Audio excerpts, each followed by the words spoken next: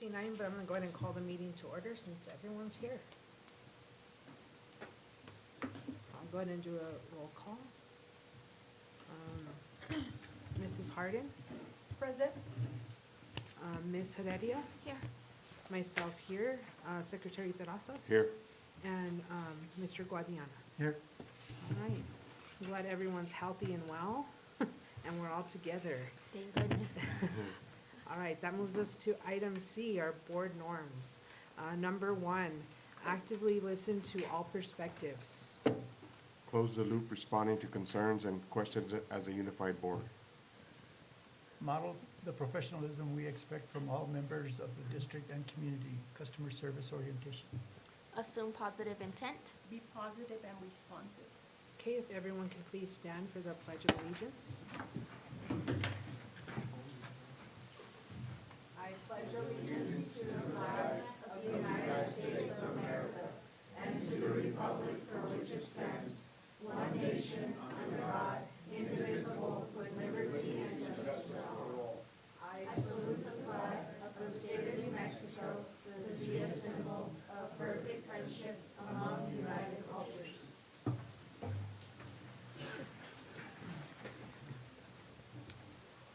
Okay, and that moves us to item E, our Kiwanis Student of the Month for January. Mr. Pfeiffer? Did you want me to read the descriptions, or were you planning on doing that? It's up to you. You want to read them? I was asked by the lady in the back to do Snell first. Okay, I can read it. Okay. So our Snell Middle School Student of the Month is Dominic Rivera.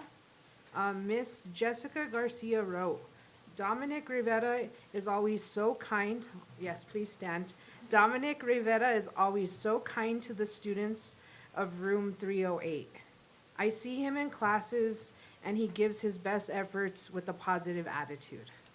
He is a true Snell minor that demonstrates the value of always being kind.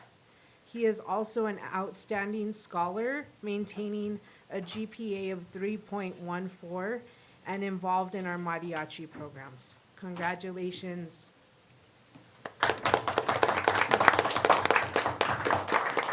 And I do have an accent. I know that. Okay. Here's your certificate, your bumper sticker for your parents. This is the write-up from your teacher, and here's a card for Blake's, and that's for you. And a pen. Congratulations. Don't leave, get over there, because we're gonna take a picture of both of these. All right, that moves us to our Cobre High Student of the Month is Alexis Carrillo. Mr. Gropp wrote, Alexis is a stellar student, not only in athletics, but also in the classroom. She currently is a junior and involved in cheer, powerlifting, and softball, making her a 3-sport athlete. Oh, I see a typo there, Mr. Gropp. All right. Maybe you should have had her proofread it for you. She excels at everything she does, and not to mention her 4.15 GPA. During her first period, she helps out at the front desk and welcomes our visitors with a huge smile. She is the type of student we like to have and a great ambassador for our school. Congratulations, Alexis. Congratulations.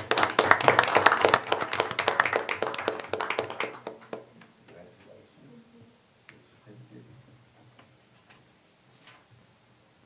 Right up from the teacher. You have a vehicle? Put on the police cars. Lance, and your pen. You'll stand up here and I will take your picture, the two of you together.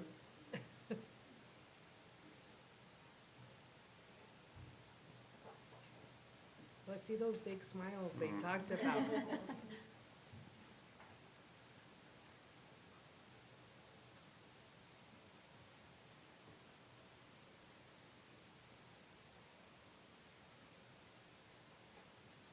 Thank you.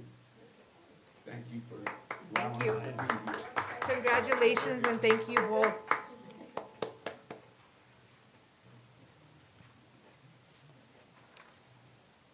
Elijah, make sure she shares that Blake's gift card with you. All right, that moves us to item 2, adoption of the agenda. Mr. Corey, do you have any recommendations? Yes, ma'am, I do. I would like to move in action items 11E, and I would like to move that it would actually be item 4E. Okay.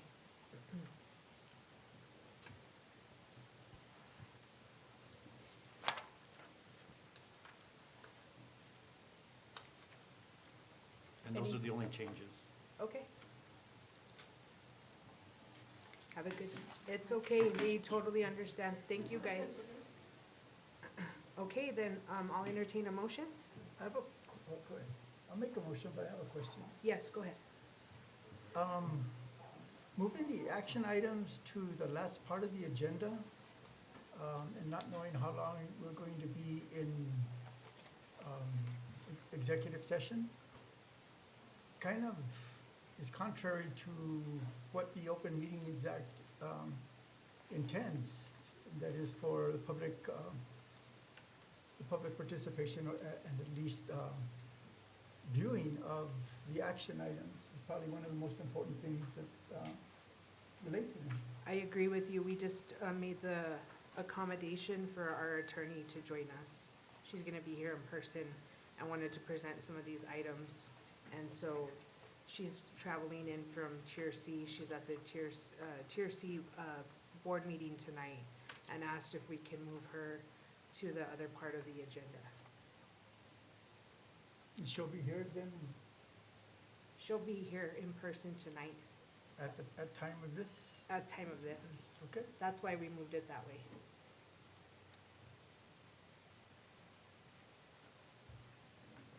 Okay, I'll entertain a motion for approval. I moved already. Okay, is there a second? Second. Okay, any other discussion? All right, all those in favor signify by saying aye. Aye. Opposed, same sign. Okay, that moves us to item 3, public input. Item 8, agenda items. Is there any public input on agenda items? Is there anything online? Okay. Seeing none, is there public input on item B, items of concern?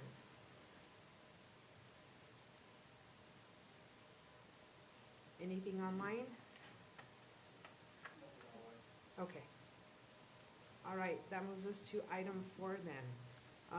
4A, Principal Director's Reports.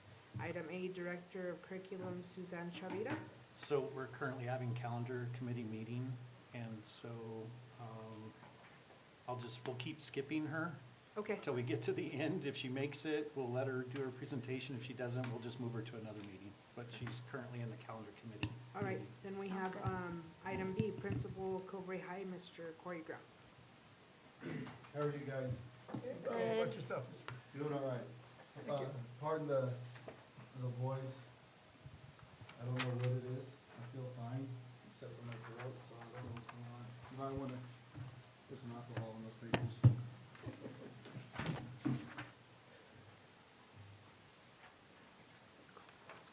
All right. Madam President, members of the board, I'm excited for today to present to you our MOY numbers and some other stuff that we're doing at the high school. I know that you guys were really excited for our beginning of the year numbers. Went ahead and included our end of year numbers last year to kind of give you just a scope of what's been happening in the last between 6 months and 7 months. So let's get into it. And you guys know I like to involve you, so I apologize if I'm going to involve you again, but I think it's important for you guys to read these awesome numbers.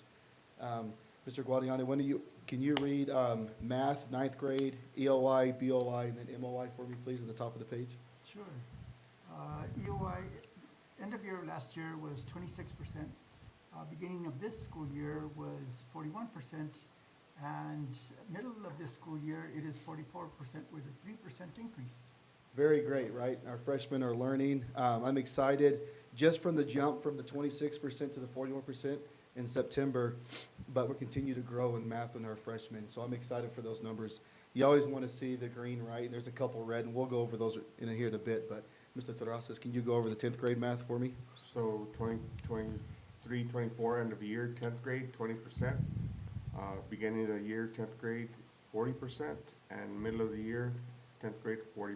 So it's actually 40.8%. I didn't put 41%, but, you know, you round up and it's a 1% increase. So from 10th grade, from end of year last year, our math star scores, we went from 20% all the way until December, 41%. That's a big, big jump for 21%. And I'm excited for those numbers. I mean, math's hard enough, and so is English. Obviously, I can't write an email, right? So I'm excited, but I'm really excited to go over our 11th grade and 12th grade. President Begay, will you go over our 11th grade? Sure, 11th grade, end of year last year, 31%. Beginning of year, 54%. And then middle of year for 11th grade is 58%. Big gains in junior class, big gains. I just want to give a shout out to Mr. Burnett, Coach Garcia, and Coach Acosta. They're our math teachers. And like I said before, this is nothing that I did. I think it's always been in our students. We just figured out ways to pull it out of them. And our math teachers have been really good this year. Coach Acosta, shout out to Mr. Corey for taking him from the library to Algebra 1 and Algebra 2. He's a fantastic teacher. He's a very, you guys know him, a very military guy. When that bell rings, those kids are learning. When the bell rings, they're still learning when they're walking out. He is a bell-to-bell instruction teacher, and I really appreciate what he does for our class. And then, Ms. Heredia, will you go over our 12th grade? 12th grade, end of year, 43%. Beginning of the year, 69%. Middle of the year, 65%. So end of the year, we're at 43%. Beginning of the year, we went to 69, and we dropped 4%. I can tell you that we were sitting at a 1% increase, but we had to test kids who were absent or sick. And these are the kids that are habitual attendance issues. I'll go over that in our ELA as well. But we grab them when they're there, and we test them while they're there. And so that's the reason for the 4% drop. But I do want to remind you, I mean, look at the 43%, and we're still in the 60s, 65 or above. So that's the reason for the 4% drop. But our math teachers know what's going on with those students, and we're working with those students very closely. All right, so let's go over English. Ms. Harden, you want to go over ninth grade? Ninth graders, 33%. In the middle of the year, 50%, and then now is 58%. Right, so we went from 33% to our ninth graders to 58%. And I want to tell a story, and I hope Ms. Garrett doesn't get mad at me for telling the story. We were actually at 68%, and then her seventh period class has some discipline issues in there, and they dropped her 10%. But still, with that 10%, we went up 8%. And we kind of knew, we're like, all right, here's that seventh period class. They're always giving you problems. Let's see how they do. And we would have been at 68%, but I'm still proud. Going from 33% to 50 to 58%. I mean, an 8% increase from September to December is unreal. Unreal. Mr. Corey, you want to do 10th grade? Yeah, so we ended last year 19%. The beginning of this year, we're at 56%, and middle of the year, we're at 47%. That's a big decrease, right, from the beginning of the year to the middle of the year. We're working with Ms. Ryan and Ms. Gary to figure out what's going on with that. Again, I don't think it's totally the kids who are absent, because I don't think they drop us a full 9%. But we look at our data. We love our data. But again, going from 19%, let's say we take 56% out of there, 19% to 47% is quite a big jump. And I'm really, really happy with our EL teachers. Now here comes the cream of the crop. You got a question? Yeah, I know that there was some teachers, at least one particularly, that was not able to work for a while. Yes, sir. Would that have contributed in terms of, do we have quality substitute teachers? I would say we do have quality substitute teachers, not to the quality of a full-time English teacher, obviously. You know, you can say that's part of the 9%, but I'm not going to make excuses. We need to get better with our sophomore group. Again, sometimes those are our attendance issue kids that we try to grab. We just finished some testing kids last week that haven't been to school since December. We're like, hey, you're here, let's go, let's get you in there. So part of that is that 9%, but you're right, one of our English teachers was out for a while, and they didn't have instruction for a little bit, but again, I mean, going from 19% to 47% is a huge increase, and I'm gonna celebrate that with our teachers, because, you know, when you look at EOY, you want those numbers higher than the BOY from the year before, and that wasn't the case last year. And so we're just continue to grow, and I'm excited for it. But let's get into the nice part. Mr. Guadiana, would you go to the 11th grade? Sure. At the end of year, last year, 11th graders were at 23%. Beginning of the year, they were 74%, and now at the middle of this year, they are at 78%, a 4% increase over the 23, well, way over the 23. Way over, right? I mean, when you look at that, that is a 55% increase from end of the year to the middle of the year. That is, I don't know what to say. That's insane. When I saw the 11th graders after their testing and we saw the numbers coming in right off the bat, I mean, we were cheering for them. We were hyping them up. And the cool thing is our general star tester is Miss Provencio, and she comes over from Bayard and helps us test on those days. And so when the kids see her, they're like, oh, it's test day, here we go. So it's a constant thing for our students. And it's funny when kids finish their test, she's outside of the testing lab in the library, and they come out and said, what'd I do? And so the kids are invested. We're really excited for that. And I mean, 78% of our juniors are at state or above level of ELA for the state. That's amazing.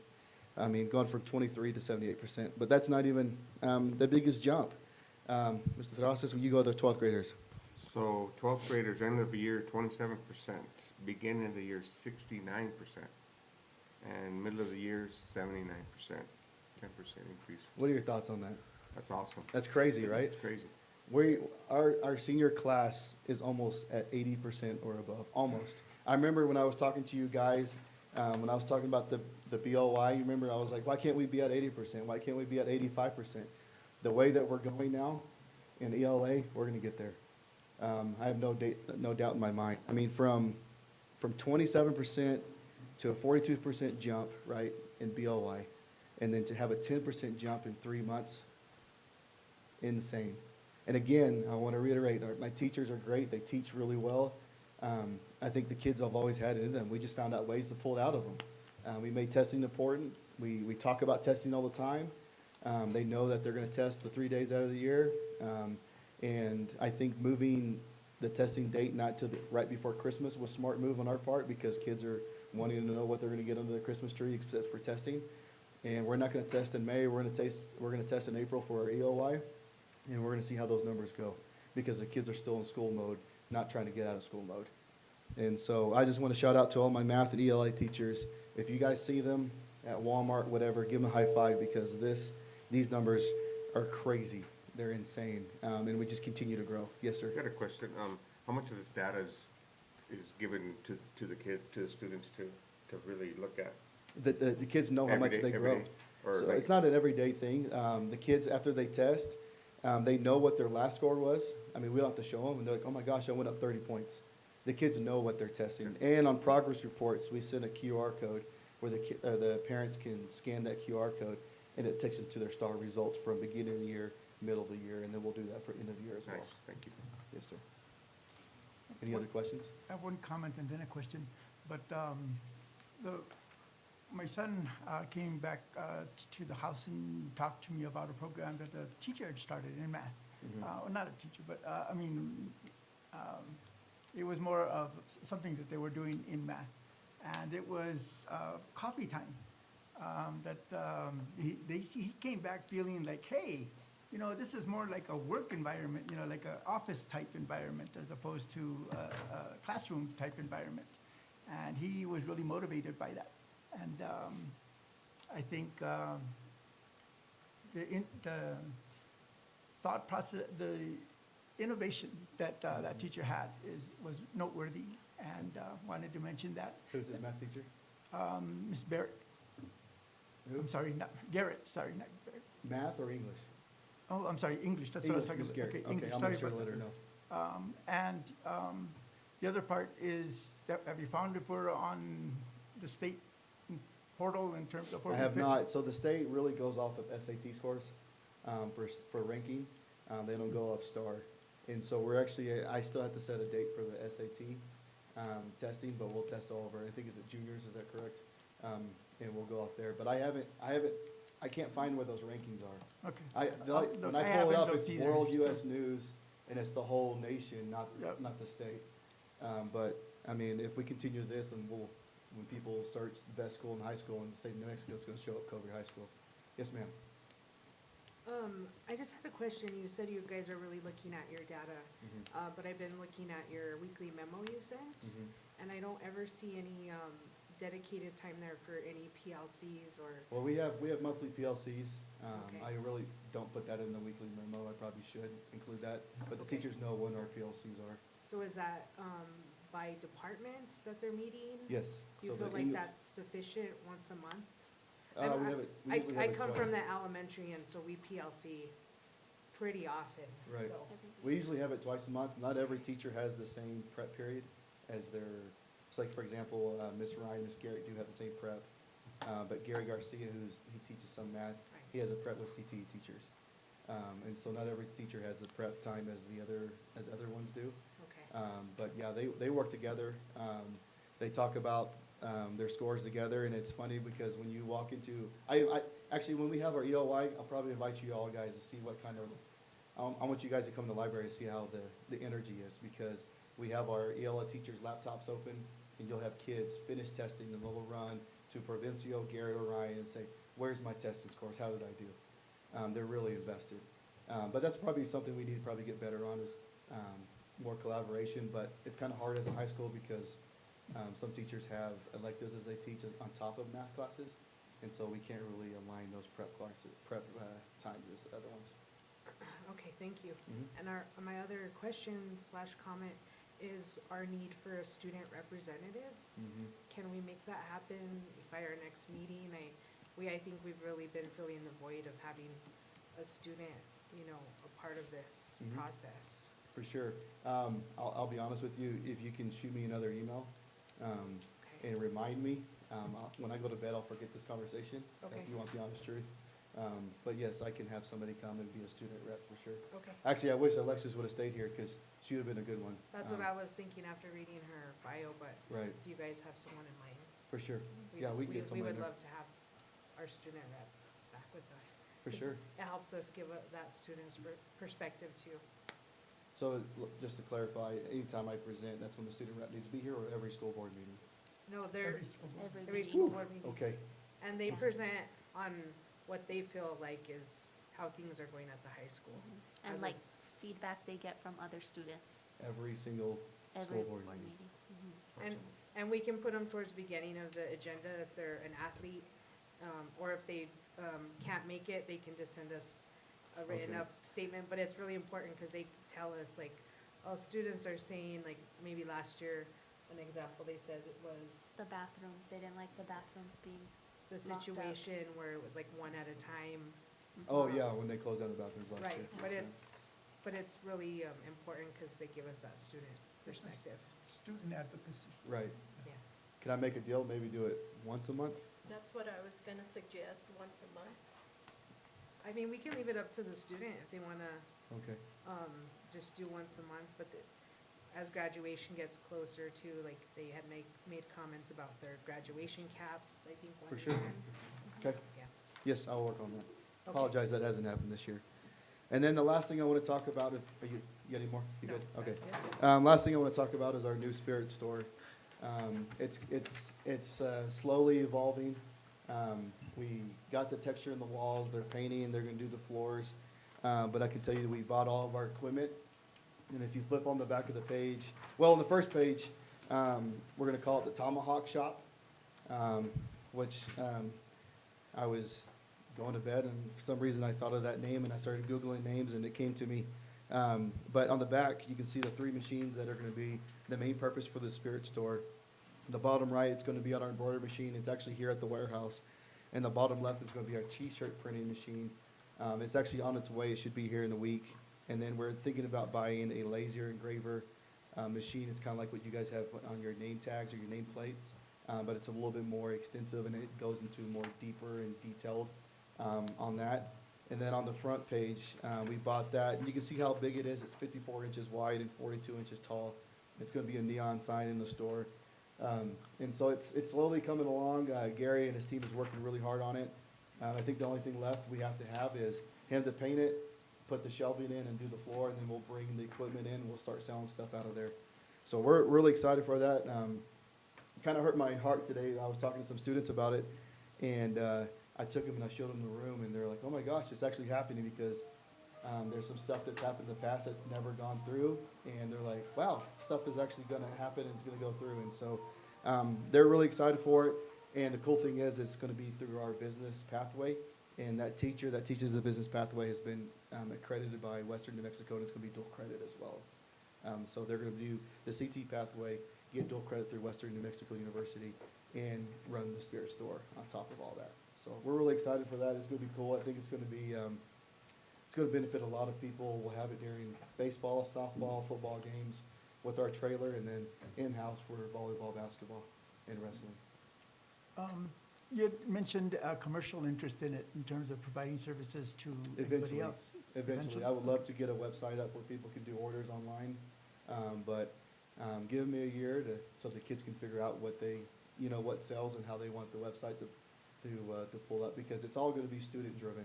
The students are going to drive everything, so I want to give them some time so they can learn the business, and then when kids are leaving out of that program as seniors, they can teach the juniors and sophomores and freshmen how to run it.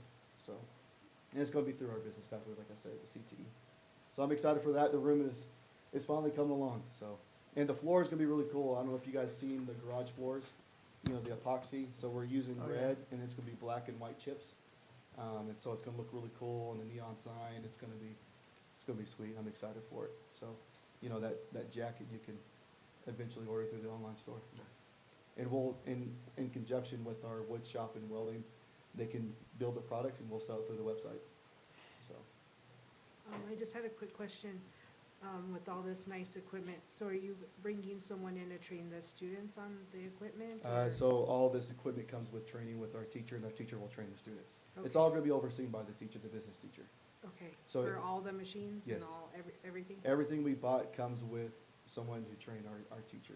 So I think I had mentioned this before, about having people cross-trained. Yes. Do we have another teacher that's also gonna, what We'll if? probably use so there's early talks, I don't really want to talk about it, but I will. There's early talks about doing another CT pathway at the AV in production, like a new studio kind of type. Okay, And we'll probably train that teacher too, on this equipment.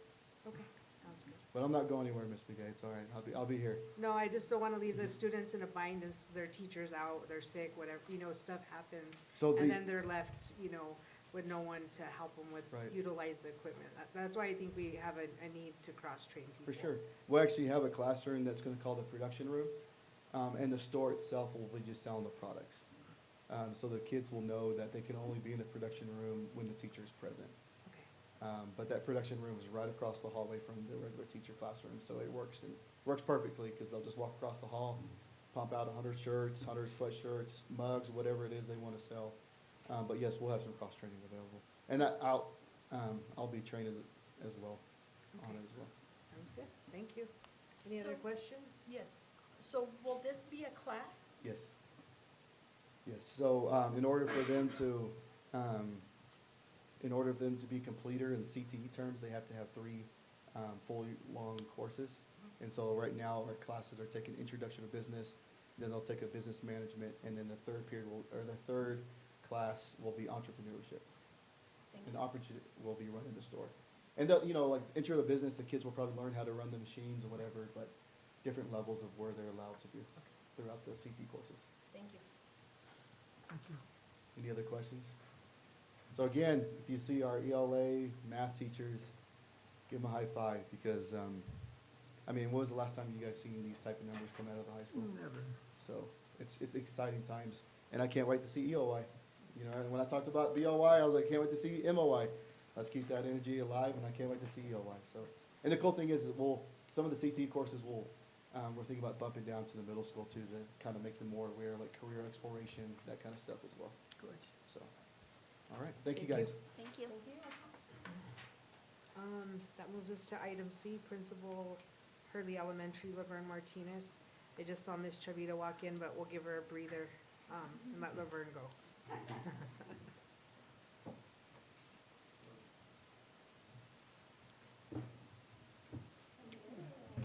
are you, Ms. Christine? Doing well, thank you. Thank you. Thank you. Good.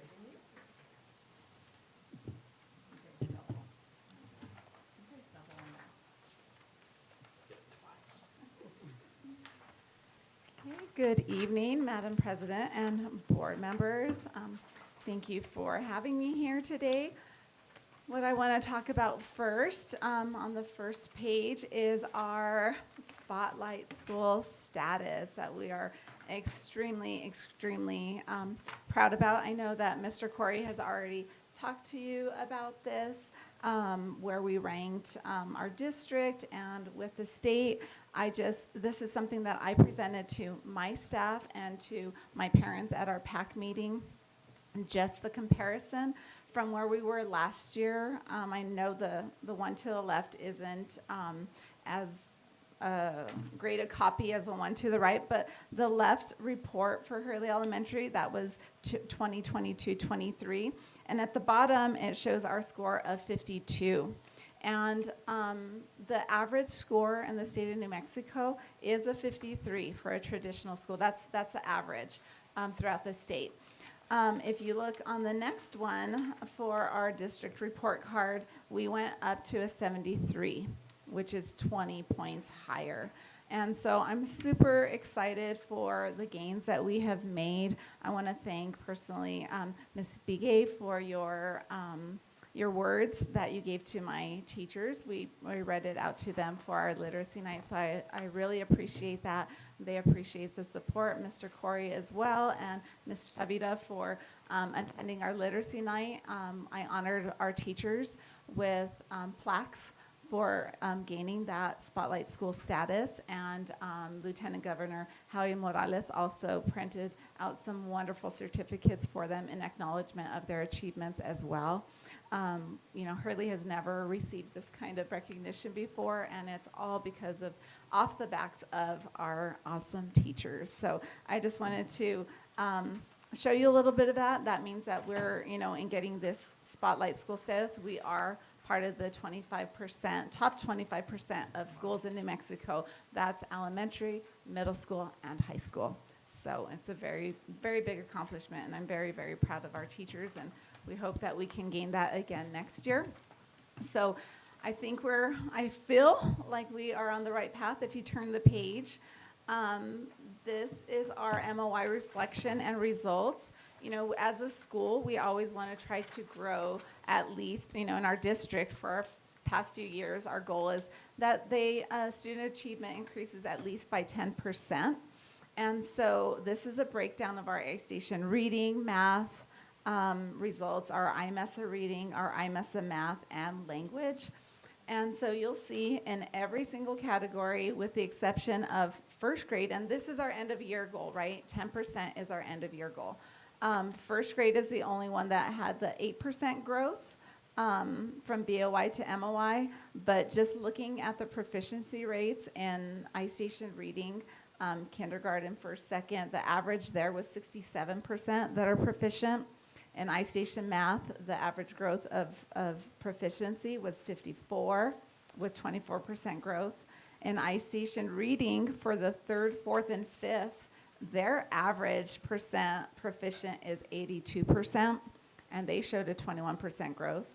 IMESA reading for the third, fourth, and fifth was 68% proficient, and IMESA is a very rigorous test. It's not like I-Station. We know I-Station, it's I-Station. There's a lot that students can be taught vocabulary words and spelling patterns and things. There's a lot of study skills that can go into performing well on the I-Station test. IMESA is truly, my teachers like to call them peanut butter and jelly questions, right? The first question is, what is the answer? The second one is, give me that text evidence, either by finding it in the text or for Newmassa where they have to write about it. So very rigorous. They grew 48%. IMESA math, the average percent proficient was 25, but there was that growth of 20%. And then IMESA language, 61%, average percent with a 30% growth. So that's just showing where, like, us reaching our goal of 10% already by MOI, with the exception of that first grade class. The second page, this is our breakdown. We really try to look at our subgroups. And so these are intervention students, and that's with Ms. Heyer. She does provide interventions for kinder through 5th grade. Not as many in the upper grades. We do try to, focus on our primary. But, we lost our 0.5 interventionist last year, and we just couldn't let go of those ones that were receiving interventions because we saw, how well they were doing with that. But underneath each class, you see the percent of growth that they had, how many students in each class, and then what the total average growth of those intervention students was 54% growth, with 4th grade being the highest with 118% growth, and this is with our iStation reading assessment.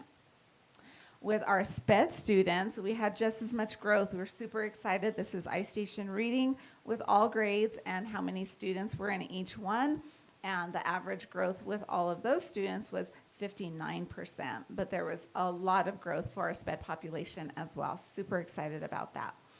IMESA reading, and underneath this is all SPED going down. IMESA reading assessment, which again is very rigorous, especially for our SPED kids. Lots of reading goes on there, but we showed an average growth of 16%, and there's the breakdown of how many students in each grade. And then the last one at the bottom is iStation math assessment, and then on the right is our IMESA math assessment. So our 3rd, 4th, and 5th do not do the iStation math. That's why you don't see that there. It's just kinder, 1st, and 2nd. But in the math assessments for our SPED students, there was a total growth of 43%. And so that's really good gains in our math for our SPED students as well. So the next page is just more in depth of what we look at. We really, like Ms. Begay says, we are very, very data driven because of our PLCs. So we are constantly looking at data. We are looking at our MLSS students, our intervention students, our SPED students, and then our students as a whole, and what are we doing with our core instruction. And so at the top, we have our dash plan, and we've made really good progress in our dash plan. We really stayed true to our MLSS and our documentation. The only adjustment that we made is that we just ended up focusing on reading and not the reading and math, because we really needed an intervention tool that we were going to be able to use for our progress monitoring on our 2-week cycles. I'll talk a little bit more about that on our math page on the next page. But our second semester focus, we really wanted to kind of stick again with our MLSS. But because we have programs that we're trying to roll out now, we have Beyond Textbooks, and we also have another program with math, but we felt like, okay, we need to turn our focus into learning these programs so that our teachers can use them, and then we can start using them with really good fidelity, and then breaking it down to utilize in our small group instruction as well.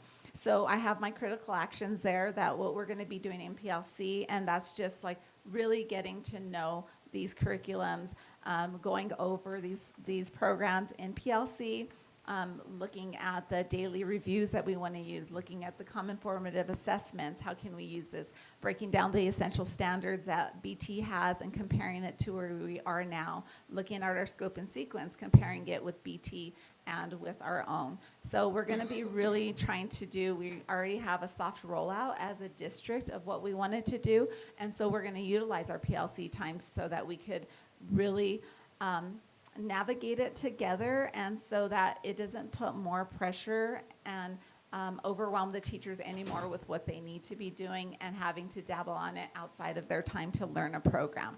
We want to learn this together. So the little graph that you see there is what we decided what our benchmark proficiency would be at MOI. So, and this was part of our dash plan. And so you'll see kinder through fifth in bold. You know, kinder wanted to be at 40% at MOI, first grade 33, 40, 50, 43, and 44. That was our MOI goal that we put forth in our dash plan. If you look to the right, you'll see in blue there that we hit that mark and then some. Our proficiencies now at the middle of the year is 70, 55, 77, 62, 92%, and 50%. So we're just knocking it out of the park.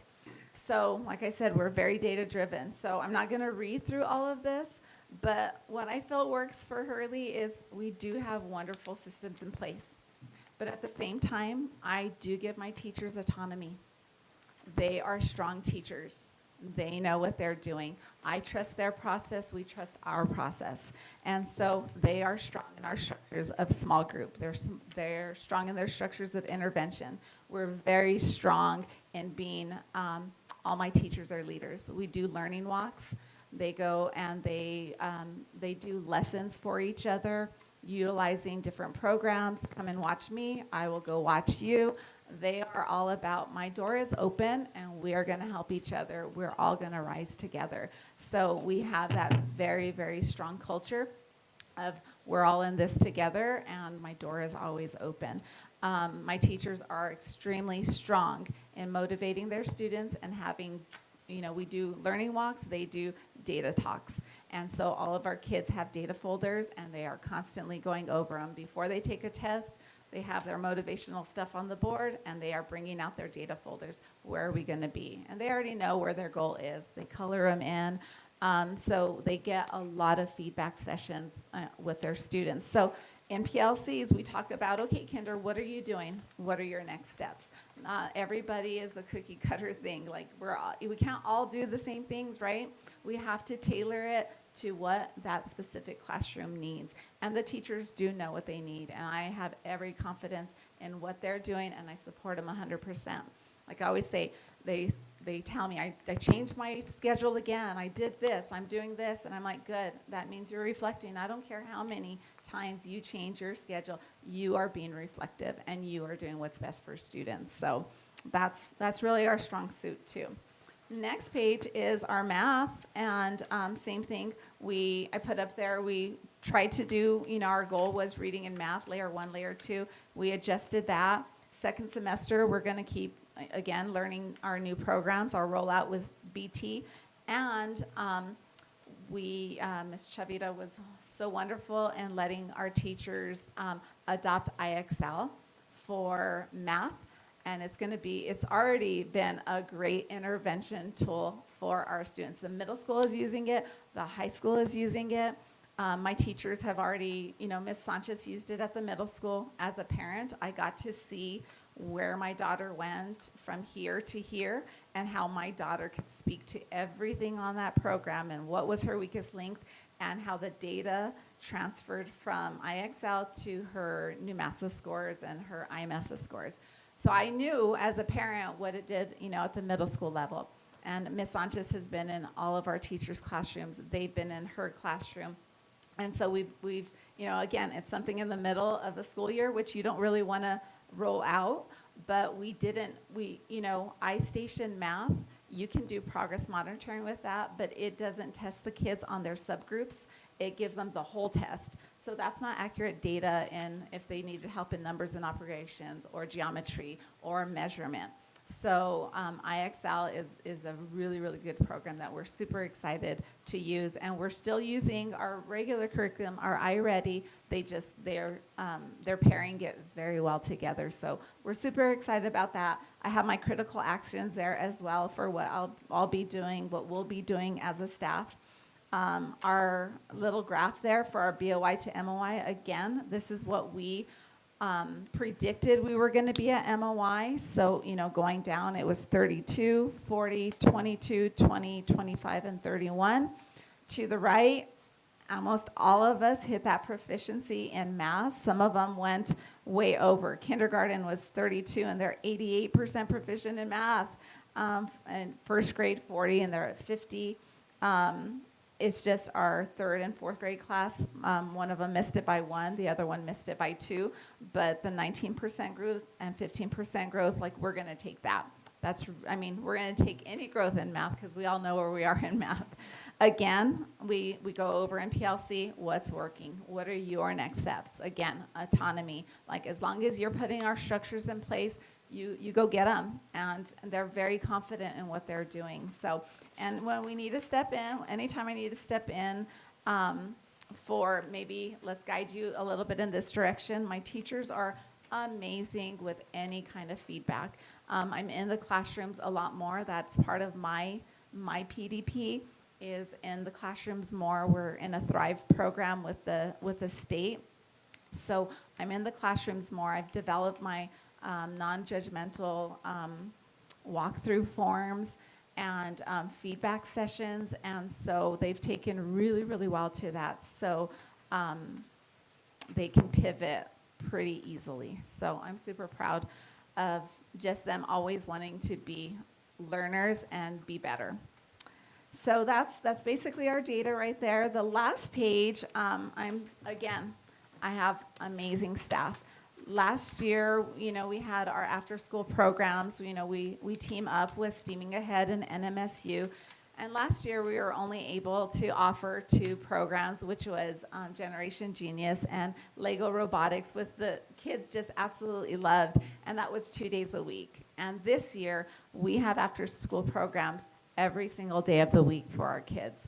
And they are just really taking it, just going on to a different level. Our Lego Robotics is always full. We have this new program called Art and Math Fusion that the kids are really enjoying. And Generation Genius, of course, the littles love that. And now we have our yoga, which is just helping our kids with their meditation. And hopefully that's going to transfer into the classroom too. But I'm super excited about what we have offering to our students at Hurley Elementary. Like, they are learning and actively engaged all day, and now they're actually like active and engaged after school as well. So we're super excited about that. I know last time I had some pictures of some really great things we're doing at Hurley Elementary. I decided not to put those here because now you're all getting my memo, and I hope that you're seeing all the wonderful things we're doing at Hurley Elementary. There's never a dull moment. Every week there is something going on and a lot of great things. And so yeah, in addition to going back to our Spotlight School status, is that, one thing I wanted to recognize is we had really good attendance last year. And I feel like after hearing Mrs. Villa tell us about where we were in attendance, I was like, wow, we are doing good in attendance. But for me, it's still not good enough. We have several students that have missed 10 or more absences. And a lot of these kids all have doctor's excuses for almost every single absence. But we still wanted to address that. We do know kids get sick. And we're happy that they get taken to the doctor. But we didn't really have a contract that was geared towards that. So I developed, I wish I would have included, I developed a contract. Like I tell parents, this has no teeth. It has no teeth. It's an understanding that even, because a lot of parents are like, well, they have doctor's excuses. They have doctors, and they do. And we honor those, but it still doesn't change the fact that they're not there, and that we have an amazing nurse who can assess them and bring them to school, and we'll watch them. And so we had several attendance meetings, and all the parents were super good with our attendance meetings and understood, like, you're right, they do have a lot of absences, they do have doctor's excuses, but yeah, they could probably go to school some of those times. So we had really good upfront meetings with them, and so we're hoping that helps, that those touching base with them, because it ended up being like another parent-teacher conference. So our teachers are not just doing the parent-teacher conferences, SAT meetings, like these attendance meetings, they're bringing all their data and they're saying, hey, they've missed this much, this is where they've dropped, this is where they need to come, because even though they're absent, even though you're turning in missed assignments, they're missing core instruction, and we just need to keep them there. So that's another initiative that we're doing at Hurley. So hopefully we can get more learning, going on in the classroom. So that's it from me. Do you all have any questions, concerns? I had a comment. I had the opportunity to, of course, my son's in the first grade with Miss Hallback, and I did that parent-teacher conference. And just like you're talking about the teamwork, Mrs. Yeager was involved, Mr. Hawkes, Ms. Santo, Ms. Minus, all the staff that's involved in Antonio's, development was awesome. So it was a great parent-teacher conference for me. Good, yes. Just congratulations to your staff again for the spotlight status. I'm sorry I couldn't be there in person. It looked like you guys had a great turnout for your amazing. literacy night. It It looked like a lot was. of fun. Yes, it was. It was a lot of fun. A lot of people, I don't know if we could have it in the cafeteria again. It was just really, really packed, but a great turnout. Our parents are awesome. We have a great community. Anything else? Yeah, I have a couple comments. Go ahead. One is extraordinary, and that's about the best way I can describe it. Thank The you. scores are extraordinary, Thank you. and it's proud, I'm proud to be associated with that, but you're doing all the work and everybody else, it's awesome to see that. The special ed, are there resources that you could benefit from that would help you get that up a little bit higher? Because that still pertains, that's still a challenge. Yeah, well, we're still working with, we have a very strong SPED staff, let me just tell you, they work amazing together. So we are utilizing the model of the co-teaching model. We've seen really, really good benefits for that. However, we're having to kind of reassess because we see some kids falling off that need more processing time.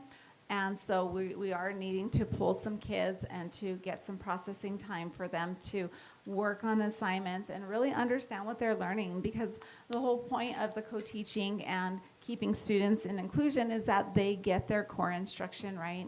And so that's great, they are getting that, but they can't work at the level that the other kids are. And so we have to honor that, just like we do with our intervention kids. There's a reason why we're pulling those kids out, because they need direct target instruction, and that's why MLSS is there, right? So we need to consider that with our SPED students, that we have to pull them out and we have to work with them and build their confidence up, because some of our kids are deflated because they're just not able to keep up. So we're trying to work on that good balance, because we see the benefits of having that grade level instruction, at that level, and not just keeping them here where they're at.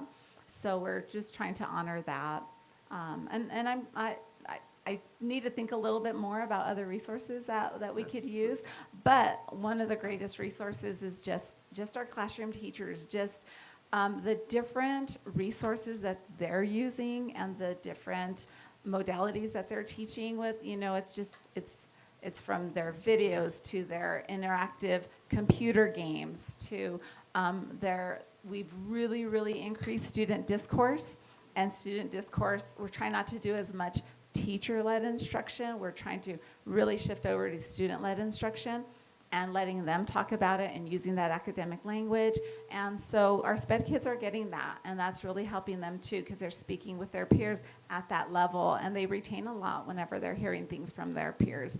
So I think that those strategies, a lot of best practices, and just, sticking with our process. So we'll continue with that. And I think the after-school programs probably help a great deal. 'Cause Yes, hands-on is absolutely. incredible. Hands-on is amazing, yes. And I think you all will be at our school in March, because it had to get rescheduled when you guys were coming to Hurley. And that's what you're going to see is our Lego robotics team All right. just do some really amazing things. So My last question actually is to Mr. Corey. If you can just speak louder into the mic, people online have said it's hard to hear everyone talk. Okay. So- The question is for Mr. Corey, and I know at one time we had an attendance coach, for the lack of a better term. Do we still have that? Yeah, that role is reassigned, and so we have someone that, it's not a full-time position, the one you're speaking of was a full-time position. Now that role is assigned, and that person does about 5 jobs, but one of them is attendance. and I do invite her to our meetings. She's attended a few of them. Okay, so you're getting support in that as well. Could you use more? Yeah, I understand that she has a lot of things, but last year, and I did try to honor Amber Brown at the thing. She couldn't attend, but she was, I mean, whenever it's just one job, she was making those house calls. She was, my teachers could contact her directly. She was holding the attendance meetings for us, and we join in. So yeah, it made a really big difference. We were very appreciative of all the hard work she did last year with us. It made a difference, and she made some really good connections with our parents as well, where she, brought down that guard. And so that was really nice for us last year. Clearly, that role is very needed and very, can be very effective. And I hope there's enough proportion of her work schedule to lead to success in that. Yeah, that would be great. Okay. Thank you. Have a good night. Thank you you. so much. Thank you. Ms. Travita, would you like to go next, or would you like to let Ms. Luckhurst go next? Yeah, I can have Miss Leathers go, and then that way she can leave. Okay. Didn't wait. She has a baby at home, so.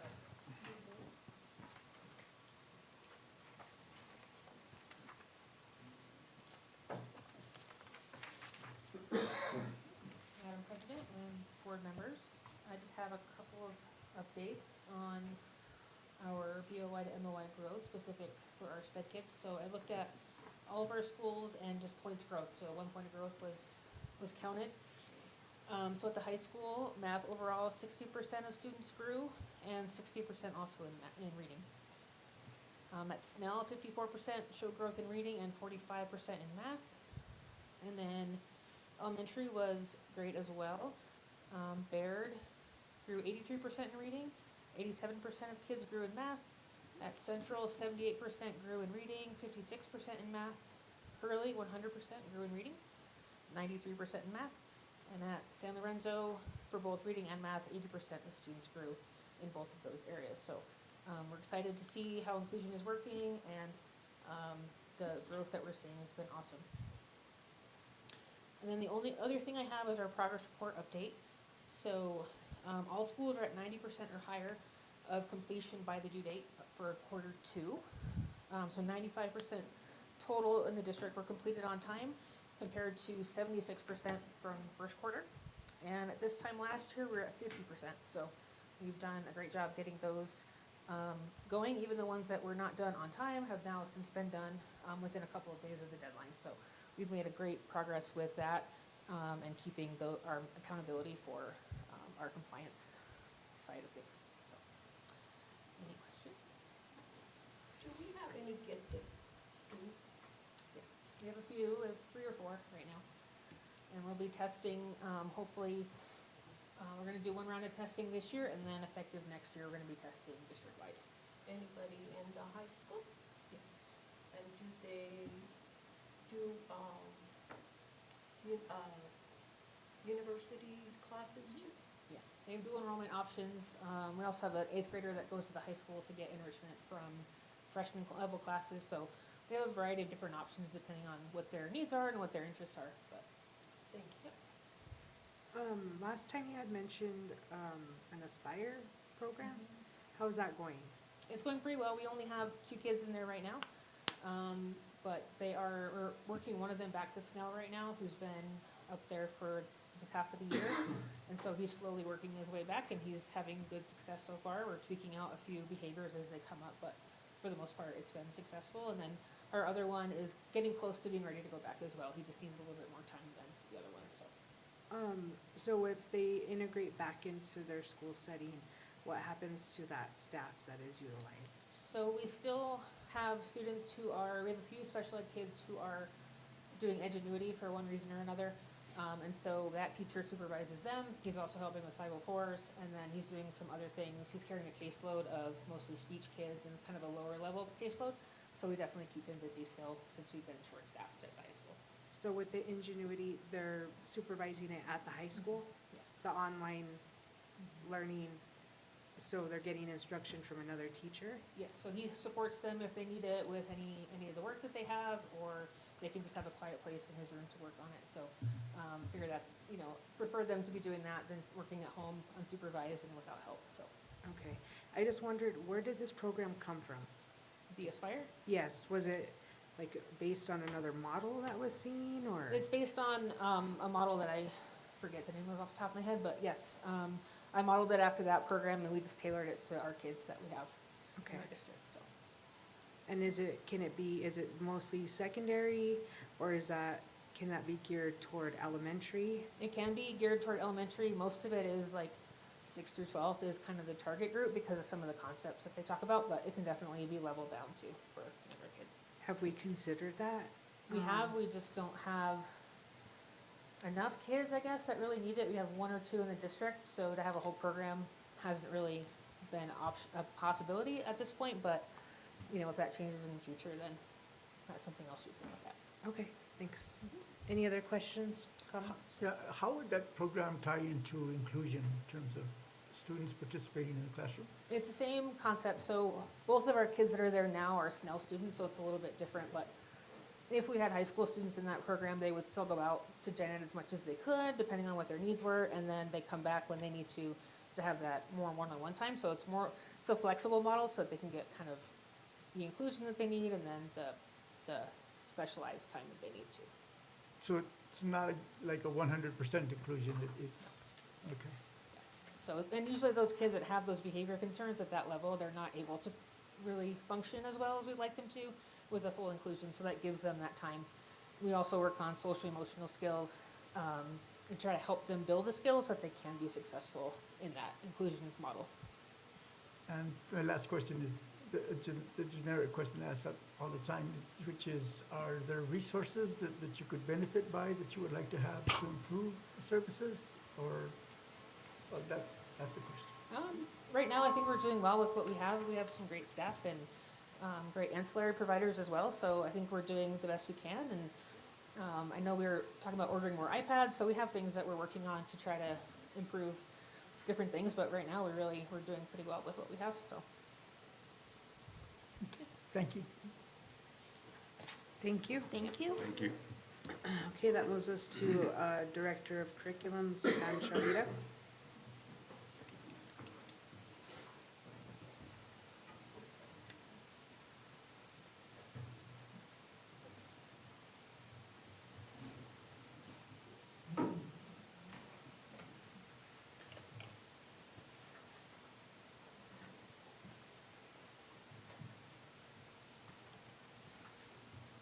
Should have come up here 5 minutes ago. There we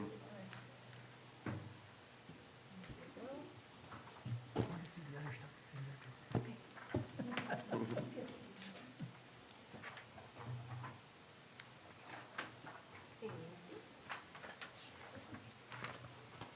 I live with this one in my hand.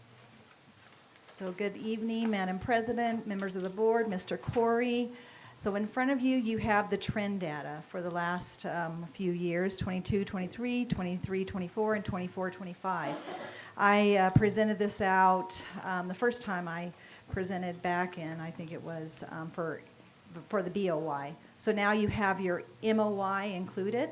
So just make sure you add this to your binder. I'm sure you have a very organized binder with all your test data in it, don't you? So I'm not going to go over it too much in detail because our superstar principals have already done that for you.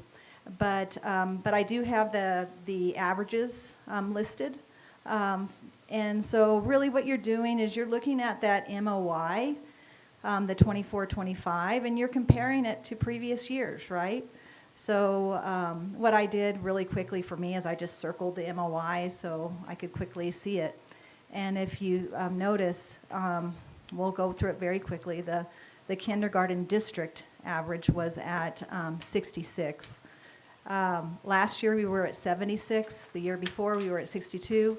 I think kindergarteners grow pretty quickly. I think they're going to meet the 76 and probably they're going to be a little higher. So that's my trend on that. When you go into first grade, we have 61 and you compare it to the last 2 years, well, guess what? you know, we're exceeding it already. We're surpassing the last 2 years, so I'm very proud of our first graders. And then we go into second grade, and we're at 63. The year before, we were at 72, 64. So I think we're on target to get to past 72 for second graders as well. I think they can gain another 10 points. And again, that's in reading. And if you go into the math, for our primary grades, you have our kindergarten kiddos. District-wide, they were at 66. And then the highest we've had the last 2 years was 77. So again, we've talked about, I think kindergartners can grow another 10 points by by EOY. So I think they're on track to meet that or exceed it. Then you go into your first grade, you have 68% for first graders. They will definitely get to that point. They're gonna, I think our highest was 75. We'll surpass that. And then, again, as Ms. Martinez has mentioned, second grade, it is concerning. Our math scores in iStation were at 20%. In 22-23, we ended up at 42. So that is a concern in second grade. Then you go into iStation reading. We only have trend data for the last 2 years because that was not a requirement. In 22-23. It is now that we are a structured literacy school and we're in the level up challenge. So we only have trend data for last year. So if you do a comparison, you have your 58. Last year we ended at 65. We're on track to meet that or surpass that. We ended in fourth grade at 52. We're on track to exceed that. We'll grow. We'll probably be in the 60s, hopefully. And then fifth grade, you have 48. Last year, we were at 37, so we're exceeding that already in fifth grade. You turn the page. Now you're in the IMASA data, which is the third, fourth, and fifth. This is the reading. We have third grade. Very proud of our third grade class. This year at MOY, we were finished at 45%. We have already exceeded our EOYs in the last 2 years. So that's pretty exciting. And then that's a testament to our K1 and 2 teachers, right? Having that strong science of reading going. And then you have your fourth graders. They have surpassed both of those. They are already at 58. The 22, we were at 45. 23, we were at 54. So already at 58. So I'm excited there. And then, again, fifth grade in reading, we're already surpassing our EOYs there, 47%. So that's pretty exciting data right there. So then you go into language, and you have a 24%.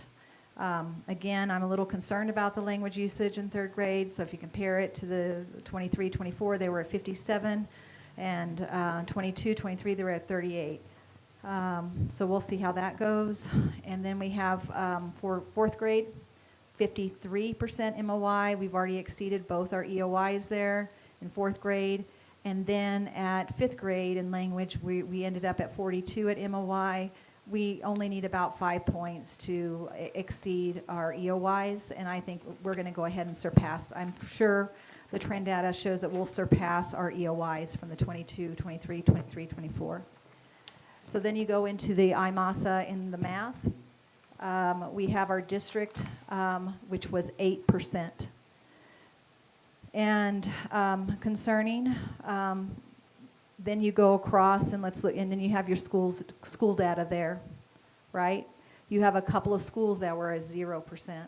That will drop a district's average, okay?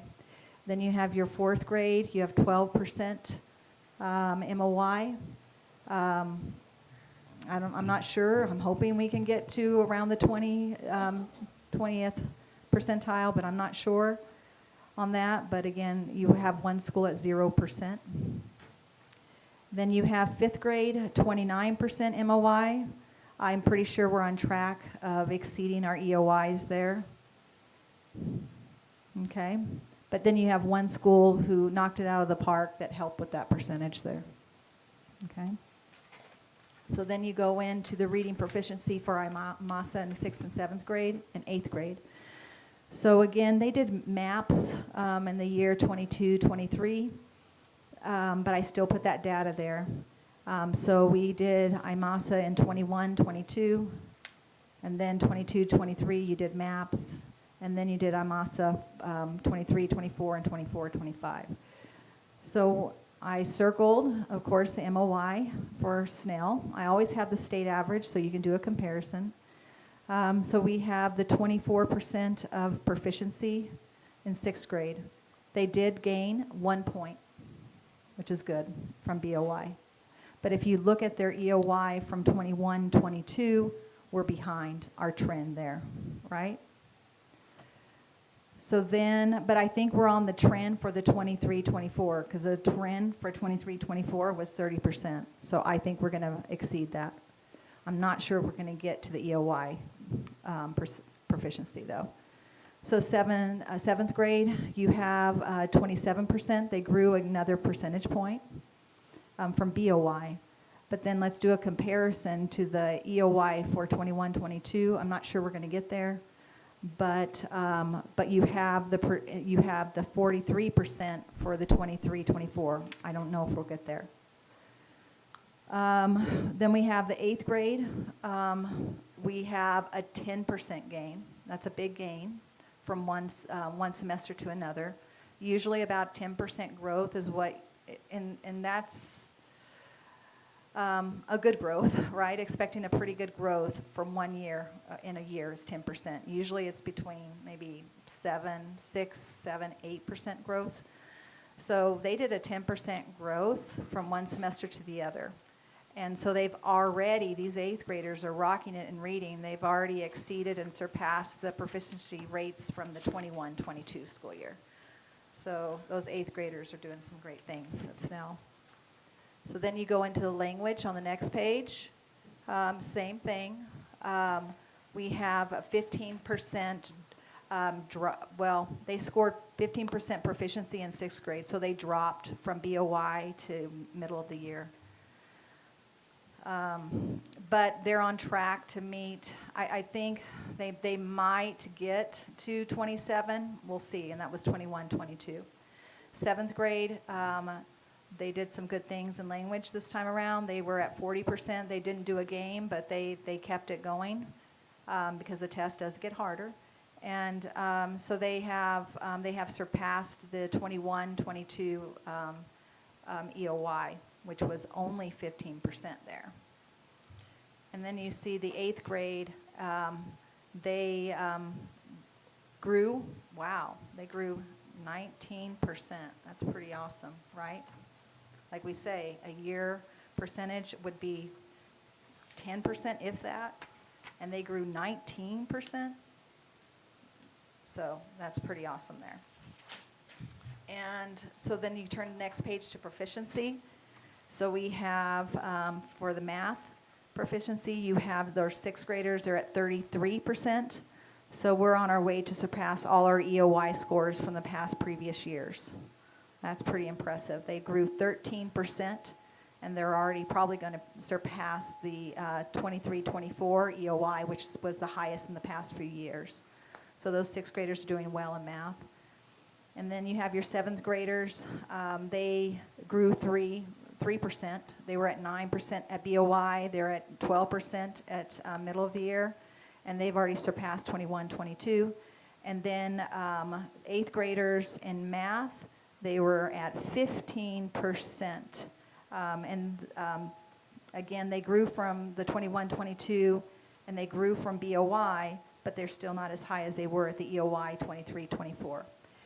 And I'm not going to go over the high school because I think Mr. Gropp did a great job on that.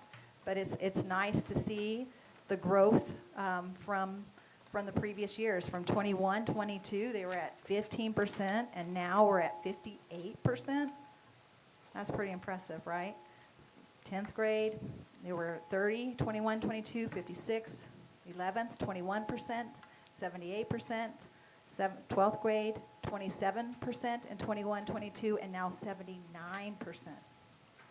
I know Mr. Gropp didn't really go over a lot of the trend data, but he went over proficiency rates probably gonna need a battery, sorry, on this, but, they're doing some amazing things there. And look at the math on the second page, 14%, and now they're at 44. 24 to 40, 20 to 58, 2% in 12th grade, EOY on 21, 22, and now they're at 65. Pretty impressive, right? So just a quick summary of our trend data for the district. Any questions on trend data?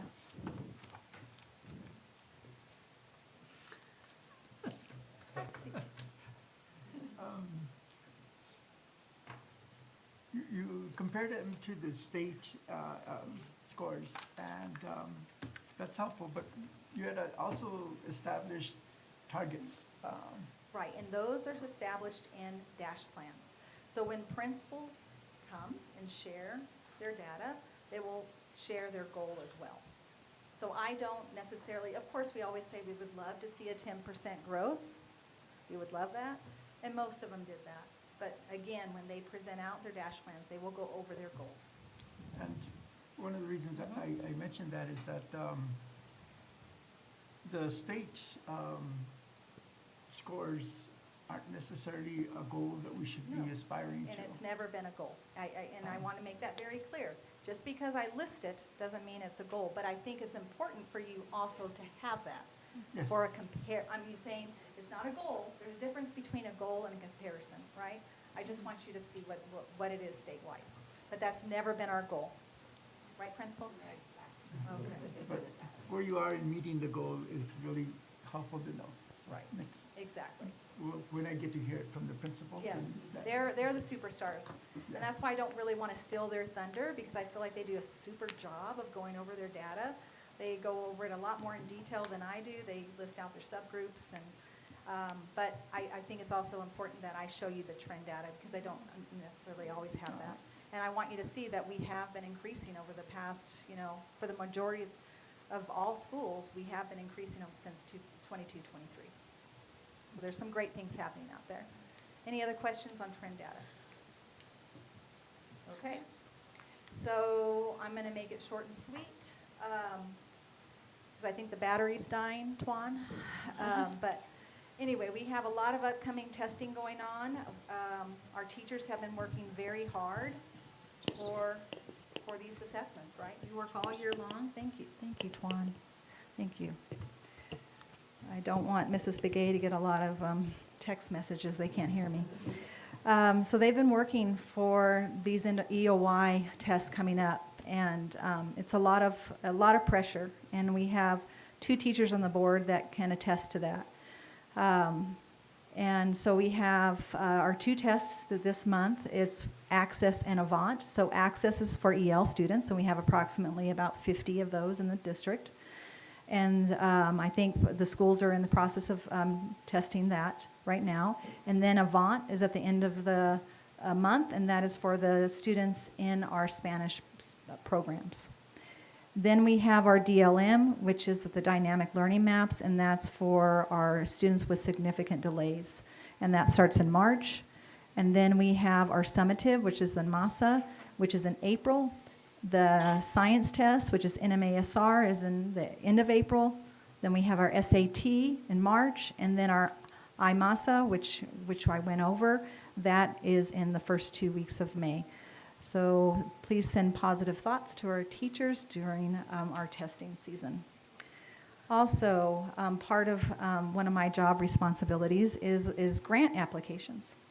And this year, the PED put out a call for a pilot program called the Unified App.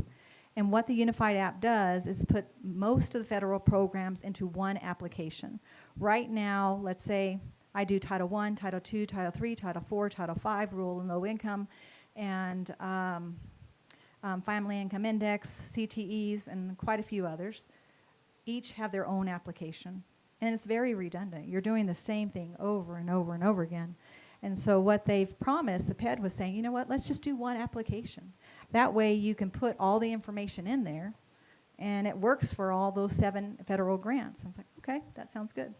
So we are one of 50 schools in this pilot program. So I'm excited to say, I think eventually, right now, it's not easier. Right now, it's a lot of work, a lot of meetings. But I think eventually next year, it's going to be very nice to have all the applications. I just have to enter the data one time, right?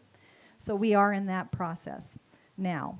And then next thing, our science adoption is this year. And we are going to the REC, in Deming. They have a nice review and show about 5 or 6 vendors to us. And we'll see what we decide. Right now, we are doing Open SciEd for the elementary. And I'm not sure we're going to stick with that. We are in a pilot program. We've been in a pilot program for a couple of years because we didn't have the funding to buy a whole new science program in the middle of a not science adoption years. But that is going to be one of our choices. But again, it's not up to me to make this vote. It's up to the teachers. And you are all welcome to come to the science review and Deming with us. And we'll decide, and again, we'll make that decision coming up soon. And let's see here. We have purchased a few supplemental materials. As Mrs. Martinez mentioned, we purchased IXL at Hurley. We purchased the CUDA math program at the Cobre High. And I think one of my jobs as the director of academics, or whatever you want to call my job, is I want to eliminate the excuses from every teacher. I don't want a teacher to ever come to me and say they don't have what they need. We have enough money, and if we don't, we will find it to buy what they need. And that's why we decided, well, let's try beyond textbooks too, right? Because beyond textbooks, if they don't like what they see, because we know that as teachers, Ms. Heredia knows this, and Ms. Bigay, there's not a perfect curriculum out there. I wish there was. That would solve a lot of problems. And it'll make things a lot cheaper for Frank if we had one curriculum that would do the job, but it doesn't, right? So my job is to find the money and make sure that the teachers have what they need to teach. So again, those 2 schools came to me the last couple of months, and we said, well, try it. And sometimes the word gets around, and it does here. I'll have Bayard teachers call me and say, you know what, I heard Hurley's doing IXL. I was like, okay. So I know that opening the door for one school is probably going to open the door for others, but I'm prepared for that. We have at Bayard, we had their teachers say, you know what, we need a good writing curriculum. We heard that Hagerty has a good writing curriculum. I said, yeah, let's do it. So we just purchased the writing curriculum for them at Bayard. So we'll see. And again, that's perfect, because sometimes these schools are the pilot program and they say, yeah, IXL was not worth it for elementary, or yes, it was. And then the other schools will jump on board with us, and we'll see what Bayard says about the writing curriculum when it comes to the elementaries. And maybe we might purchase the writing curriculum next year. And Mrs. Martinez did a great job talking about our after-school programs. And I think each year it gets better. And I'm just excited, because I know when I came here and I was a principal, I didn't feel confident about what we were offering. And I want to say the big turning point to that was when we partnered with Steaming Ahead. They do the heavy lifting for us. We all work as a team, but they do help us out a lot. And they purchase all the Lego supplies for us, and that's very, very expensive. I want to say it's $500 for one kit. And we have a lot of kits. And they help pay part of the salary of the teachers. We, again, on the salary, I think they pay $25, and we know teachers are worth a lot more than $25. And so we pay the differential, and because we want to make sure they feel that they're getting paid what they deserve. And so with that after school, we have 53 kids at Bayard. That's a lot. It's a lot. We have 54 at Hurley, maybe more. I don't know. It changes every day. This was last week. San Lorenzo was worried they weren't even going to get 10. Now they're at 15. So the word gets around. That's a good program, right? And then Central, they started last week. They're at 26 this time around. This will be their first year doing it because last year they weren't able to pull it off. And then we're going to be hopefully starting at Snell soon.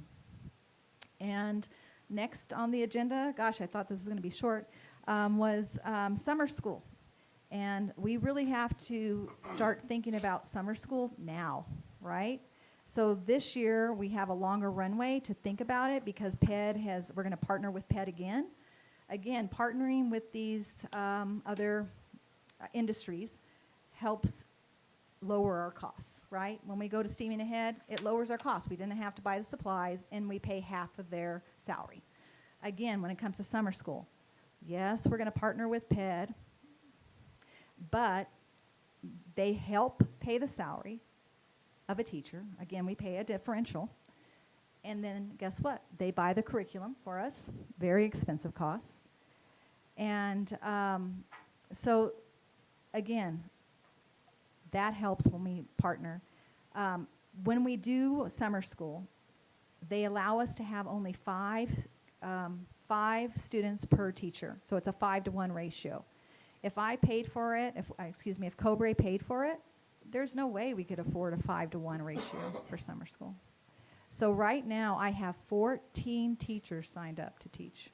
That's a lot. So we have 14 teachers. We've already registering word of mouth, and we're already full for our summer school. ALD, I'm excited to announce that our district we have 4 teachers in the leadership development program. They will become principals in a year. So we have Lucinda Valencia at Bayard, Brianna Martin at Hurley, Adriana Martinez at Central, and Wendy Tao at Bayard. And let's see what else I had here. We have 3 students doing their practicum hours this semester. We have Jesus Baldillo. He's a fellow at Snell, but he's also doing his practicum. So he'll be finishing in another semester. Rosalind McNeil is at Hurley. She's also doing her practicum. And then Eric Olivas at the high school. Thank you to Mrs. Heredia and Mrs. Hardin. They attended our first calendar meeting. Thank you for attending. I think we have 3 good options, and hopefully we can get a calendar pinned down probably in March or April. But we need to wait until after the legislative sessions to make sure there's no special things that have passed. But I think we're going to have positive intentions that hopefully they're not going to change too much, and hopefully we have 3 good choices to go with. Teacher of the Year nominations are out. I think you've seen it on Facebook. We close those nominations, I think, this Saturday or Sunday. So if you haven't voted, please do so. And we plan on doing the selection process probably the week after, and then we'll have our interviews sometime in March to select our our winner for the district. And I think I'll stop there because I've been going now for almost 15 minutes. Any questions on all the other items I spoke about besides the trend data? Any questions, comments? No. Thank you, though. Thank you. I've got one quick comment, though. If you back up and look at our trend data, Mm-hmm. I just want to compliment the entire district because, there's places, of course, that, we need a little bit of help. But if you look at the big picture, there's amazing things happening. And, our job is to educate kids. That's the reason parents are trusting us and sending their kids to us.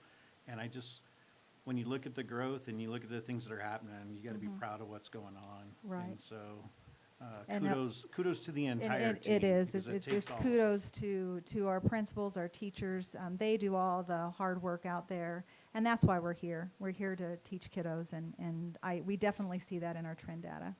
One last thing that I forgot to announce, I'm sure Mr. Gropp mentioned this, but we are building, did you mention the business center at the high school, Mr. Gropp? No, ma'am.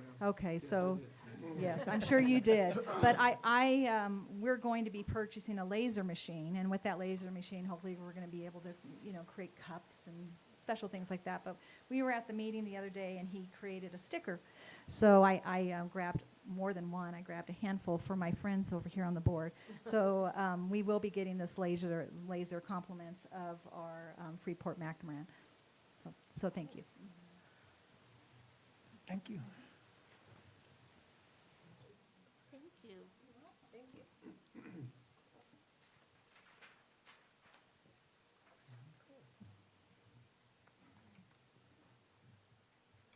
Okay, I think that's all the reports. Thank you all. Have a good evening.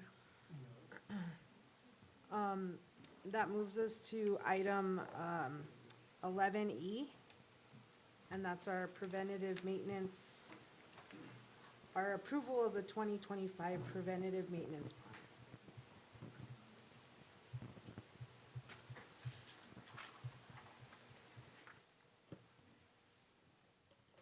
All right, Madam President and board members, good evening.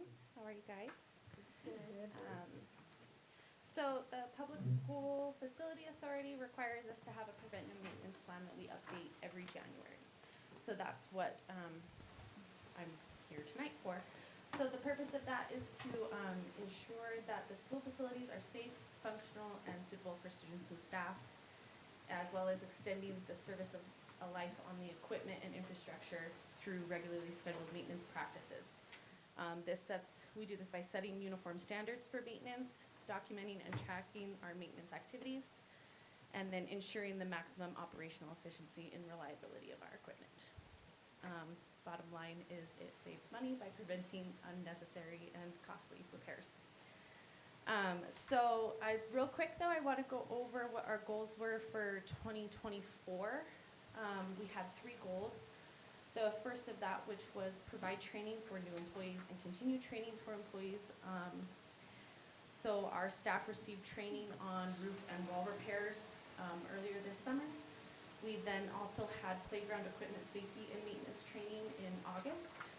And then Gary, our coordinator, he actually went to a locksmith training course so that he can handle all of our key replacement lock repairs, and we don't have to outsource that anymore to a vendor. He can do all of that in-house now, which is nice, and saves us a little bit of money there as well.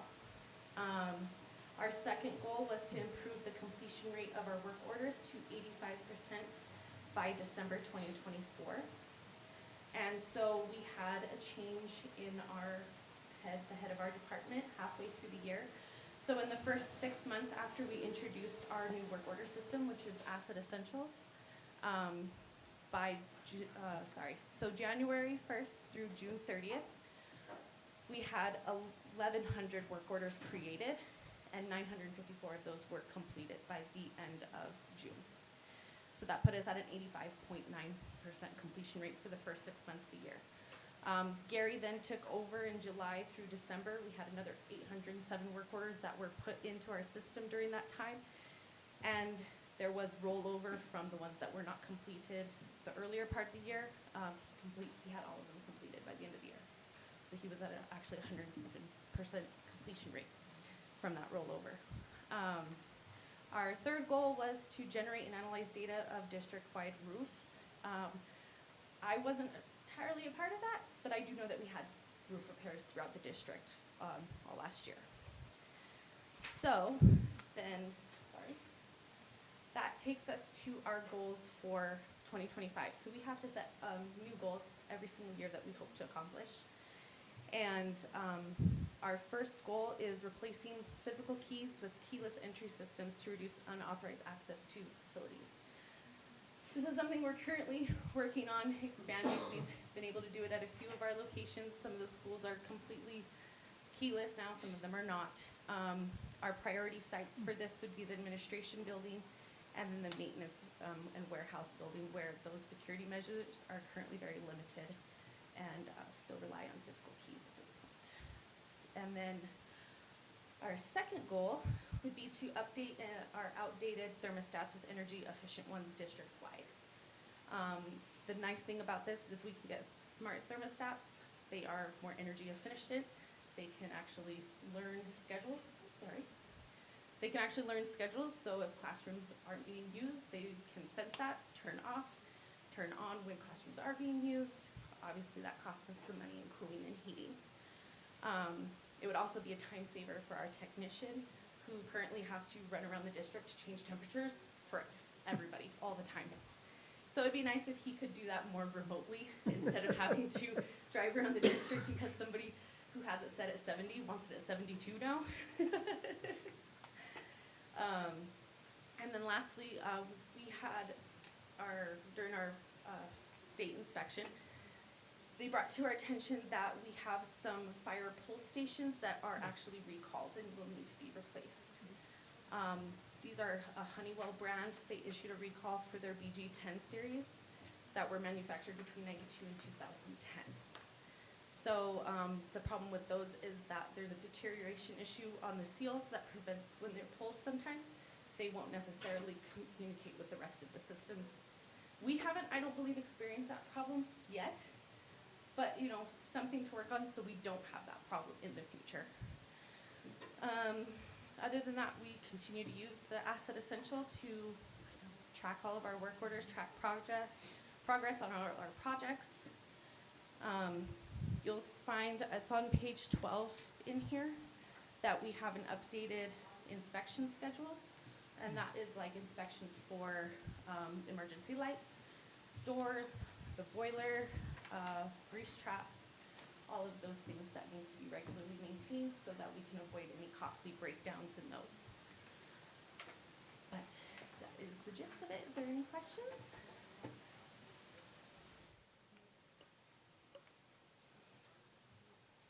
So you created this? Yes. Well, I updated it. So it's mostly what it was last year. I've updated our goals and I updated our inspection schedule. Those are the two main things that have changed. Okay. So ultimately, our coordinator of operations, thank you, has to make sure this is fulfilled or followed. Yes. Okay. Yes, yeah. And so, yeah, we send it to the PSFA and they essentially assume then, yes, that we're following this, and then we update them on if we met our goals at the end of the year. I just wondered why he wasn't here. That's kind of what He- I'm getting at. No. I'm like, where's? No, I understand. So I did this. This was my responsibility to do this. But Gary was not feeling well today and has a horrible cough, so I asked him to please stay away from me. Okay. Thank you. Yeah, I said, please don't bring that. I don't want to be sick.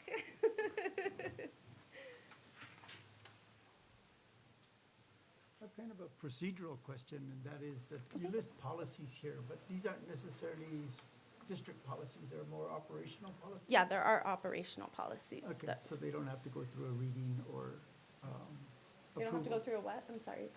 When we pass policies that are district policies, we have to go Oh. through reading, open meeting readings, and approval.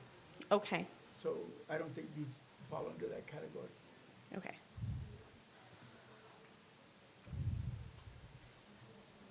But it's well laid out, it's easy to read, Good. and it gives us a good diagram on how things get done. I really appreciate that. Good. And I like the goals, they're very, it seems like you can attain the goals, especially last year's with the work orders. Yes. That's great. Yeah. Any other questions or comments? Okay. Will this is an annual project? Yes, yeah, we have to update this for the PSFA every single year with new goals, and if procedures change, like we had staff changes that we had to make in here. And if roles change at all, like, so if our custodial roles were to shift, I would have to outline the new responsibility of custodial roles versus our maintenance roles and things like that. So So- those have mostly stayed the same, though. Those haven't changed. So the acquisition of not the acquisition, but the alterations of the two buildings that are here, they're going to be going towards teacher house or staff housing. Correct, yeah. Those aren't necessarily part of our preventive maintenance, though. They'll Because have, I guess I'm not understanding what you're trying to get at. they'll have things like water heaters, evaporative. Well, yeah, things. sure, yeah. Those things will fall under, yeah. But as of right now, since we're in the middle, we haven't even begun remodeling. Those buildings right now, they're not necessarily at that phase yet, I guess. We're still in the beginning part of the remodeling phase, so. But yes, yeah, like the HVAC systems, the electrical stuff, all of that will still fall under our preventive maintenance to take care of, to my understanding. I gotta get my spirit store done first. Yeah. Priorities, you know? No argument. Thank you so much. Yeah. Thank you. Thank you. Okay. I'll entertain a motion for approval. I move to approve the plan as submitted. Okay, is there a second? Second. All right, all in favor signify by saying aye. Aye. Aye. Opposed, same sign. All right, it's passed. Perfect. Can I get your signature or somebody? I have it right here. Oh, you do? Okay.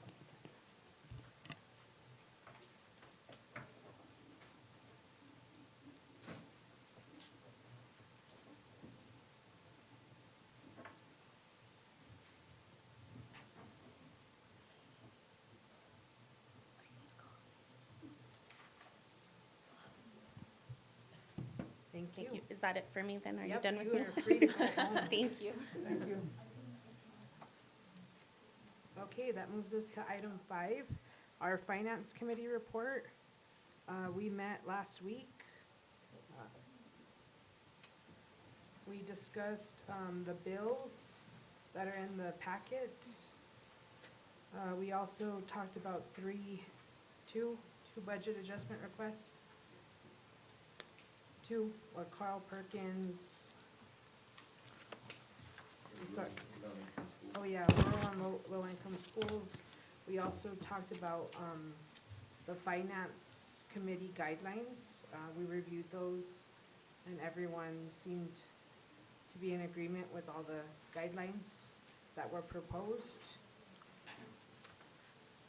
What else did we discuss? The highway department grant, the upcoming highway department grant. Oh, right, we the discussed that. DOT project, and we were wanting to see what the district was gonna go after, and if that was gonna be submitted on time.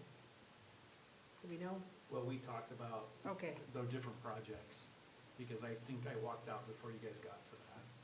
And so, Frank got me caught up on the projects, and so we're looking at what we can do, and then, Jasmine is working on the application process. okay, great. And so, and then we also talked about being involved in the budget process, before it happened, and before we just immediately go to approve a budget, and wanting to see each school's budget, each department's, and, being more involved in that process. Did I miss anything, David or No. Frank? No, I think you covered it all very well. Any questions?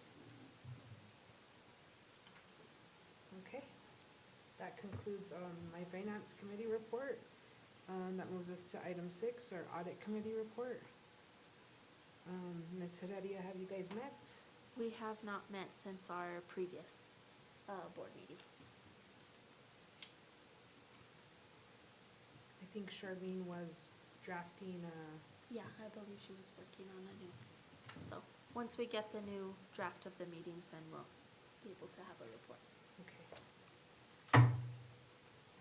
All right. That moves us to item 7, our board members' reports. Does anyone have anything to report? Mrs. Harden, do you have anything? Yes, I'd just like to thank all the teachers and the principals and the aides, because it looks like we're doing a good job and going forth for our kids. And so, thank you. Good shout out to you guys. Thank you. Okay. Ms. Heredia? And I want to shout out Hurley Elementary. I'm also sorry that I couldn't attend their celebration, especially after seeing their pictures. So I was unable to attend, but their scores for spotlight status were amazing. I mean, that 20% increase from one year to the next, I think is a huge testament to their teachers and their leadership too in that school, and that's awesome. And as well at San Lorenzo, they had great scores too, and a good testament to their teachers and their leadership as well. I think that's really amazing. And then overall in the district, just seeing the scores, the dedication from the teachers.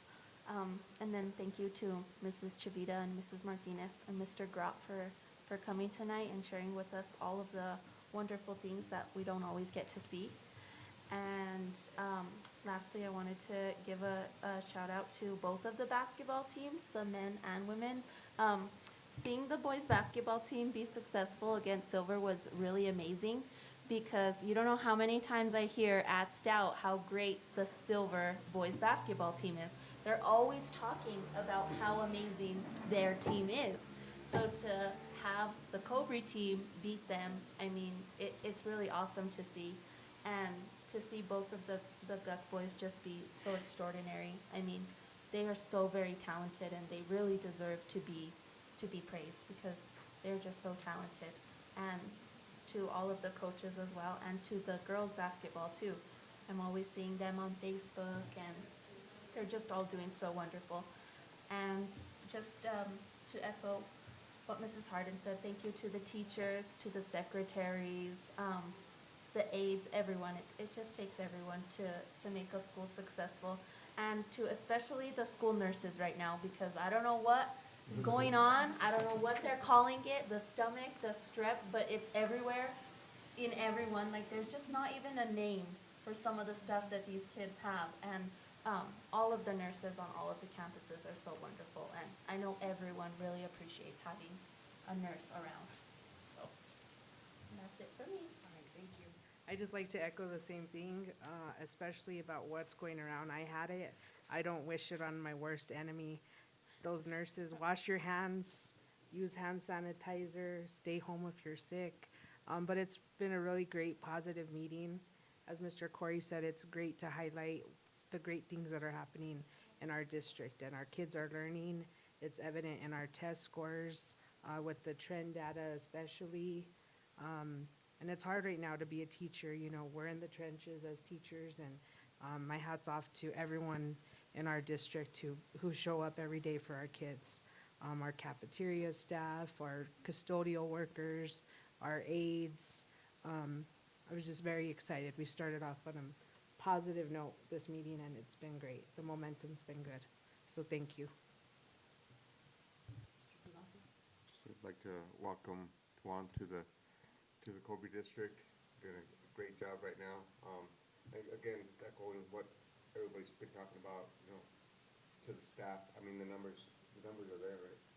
And just, it goes back to all the leaders, Mrs. Chavita, Mr. Corey, all the principals, and that thing just trickles down and the numbers are there. So appreciate everybody's work.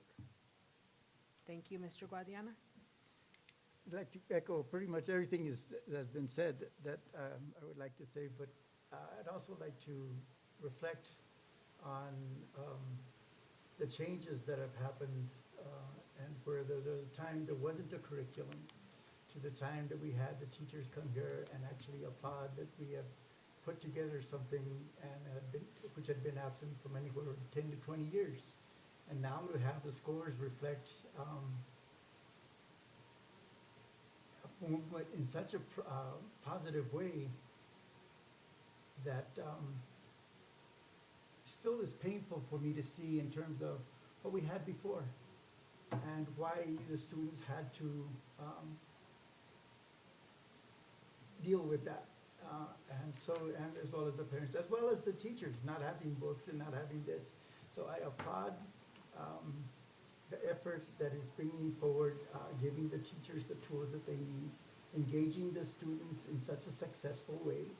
Those are extraordinary. Thank you. Thank you. Okay, that moves us to item 8, our superintendent's report. Item A, Public Schools Finance Authority update. So I just wanted to give a couple updates, and it kind of follows Jasmine's report here, because that's part of the key ingredients of us working forward and going and, you know, being able to present and ask for new schools.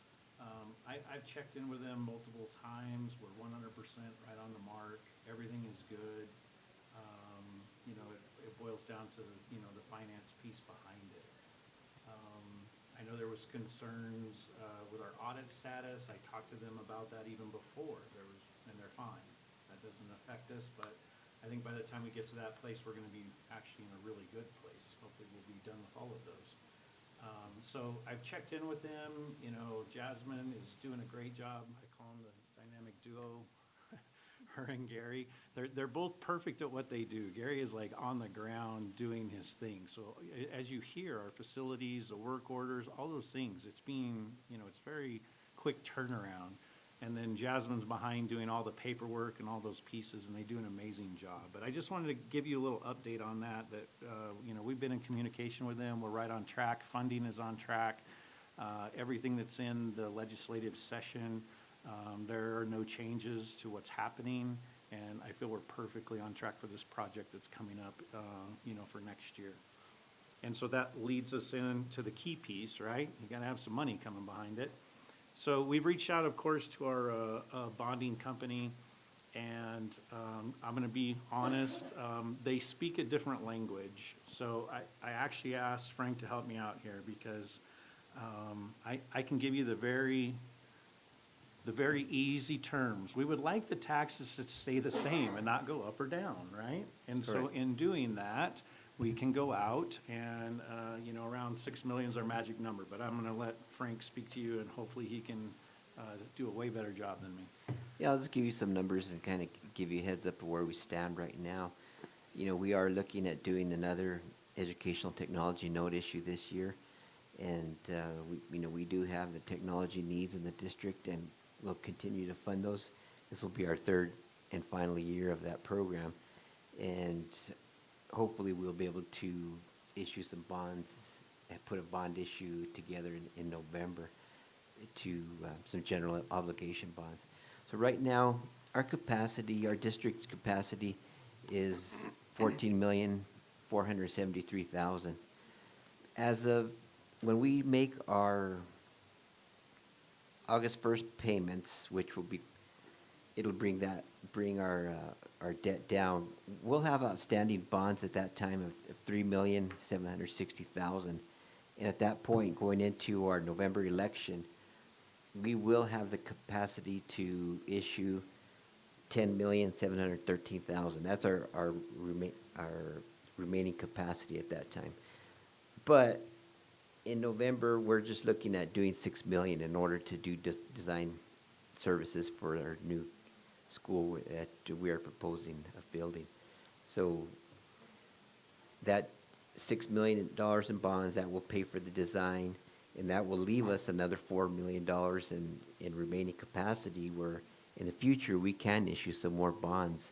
If, let's say, we have some costs that the PSFA is not covering in the construction of our new buildings, we can issue some bonds to go over and above and do some extra stuff for our buildings. So that's where we stand right now. We're working with our bond advisors to get the ball rolling for our ETN, Educational Technology Notes, and also for a general obligation bond election coming in November. That's where we stand with that. So in talking with the company, as a board, we're going to have some paperwork and some things that'll need to get done sometime the end of this year during the spring. I think they were saying probably around April. We'll need to get that together. And there, anytime that you guys would like to, they're willing to do a presentation for you to explain it, where you can ask questions and do those things. But just as a general overall, we're right on the mark. And then, these are words I don't hear very often. The lady told me I was her new favorite superintendent. I said, well, why is that? And she goes, well, everyone does this at the last second, and you're reaching out early to make sure you have your things and your ducks in a row and everything's lined up. I said, well, I appreciate that. So I feel really good where we're at. I think everything's going to line out perfectly. I know our community's always been fantastic about supporting us in our bond elections, and especially with that being, a new high school and possible middle school combo. I really feel comfortable about where we're at this time. So I just wanted to share that with you. And does anyone have any questions? Yes, will it be a combo? Well, I think that's probably a decision that when we get to that place, it'd be great to talk to that on a bigger level. I don't think that's a decision for any one of us. I think it needs to be a collective decision, and that's why I said that the way I did. It's, the high school, yes, 100%, that's a yes. We need a new high school facility, that is no doubt, and I think anybody's mind. The thing is the way that education is going now with the way we're sharing teachers, the way CTE programs are going, the benefits that our students would receive, having it be in one facility would be amazing. I cannot think of a negative as far as having those facilities combined together. And with the middle school also being in that top 100 list, it's a perfect timing that we could combine that. I think the PSFA would enjoy to have two of them get knocked off the list in one whack instead of trying to build two separate facilities, which would cost more. And then I hope in that we could really try to beef up our CTE and those kinds of things, having the ability for students to participate in those programs a longer period of time. So if you had a sixth grader that was really interested in something, they could really work through a lot of our CTE programs, and they could walk out with completers in so many different areas as a graduating senior because they have more time to be able to explore those options and work through it. So, I feel it's a win-win, but I really feel that decision needs to be a large one for us and for our community as well. Thank you. Any other questions? I have one.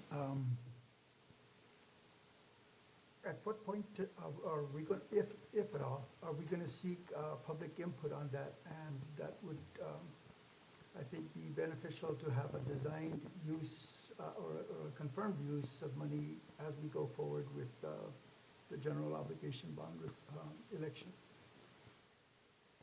So the question The is, question is when is there going to be community meetings or getting more? so I don't know if we want to start those I don't think this year would be appropriate. I think with November being the bond election, that's probably when, so I think the beginning of next year would probably be the appropriate time to go out. The process, as far as we need to get the funding, I think the funding we need to secure first through that bond, and then we can go to the PSFA behind that, because that's what held us up on the last time, is we have to have money to move forward on that. The bond, and to clarify, when you're talking about this year, you mean school year? Correct. And next year, you mean the beginning of next school year? Yes, sir. So in that context, I think it would be, as a public person, private person, I would like to see what the bond is going to result in, and whether, if they're going to result in a joint school, or if they're going to result in separate schools, or just one. They should have a say in what's going on, and at least get to the level where they're comfortable with the final decision, that they participated in the final decision. And that should be reflected in the wording and the allocation of the funds from the general obligation election. So my hope is that it would be early next school year. Well, I think it's a perfect promotion time to do that kind of things right, before that election, so that they're very aware of what we're doing, and then also hoping that they'll participate in that election in a positive way for us. So I think it's a perfect time to promote our project at that time. I agree. I think it'll be fresh on their mind going into the election. Yep. I think Mr. Brock said he's fine with the way the high school is. He likes it. He likes the shiny He said he'll stay in the 1956 old tile. school. Yeah, I think I heard him say that. And then, You're gonna turn the room, the area underneath the the gym into a swimming pool?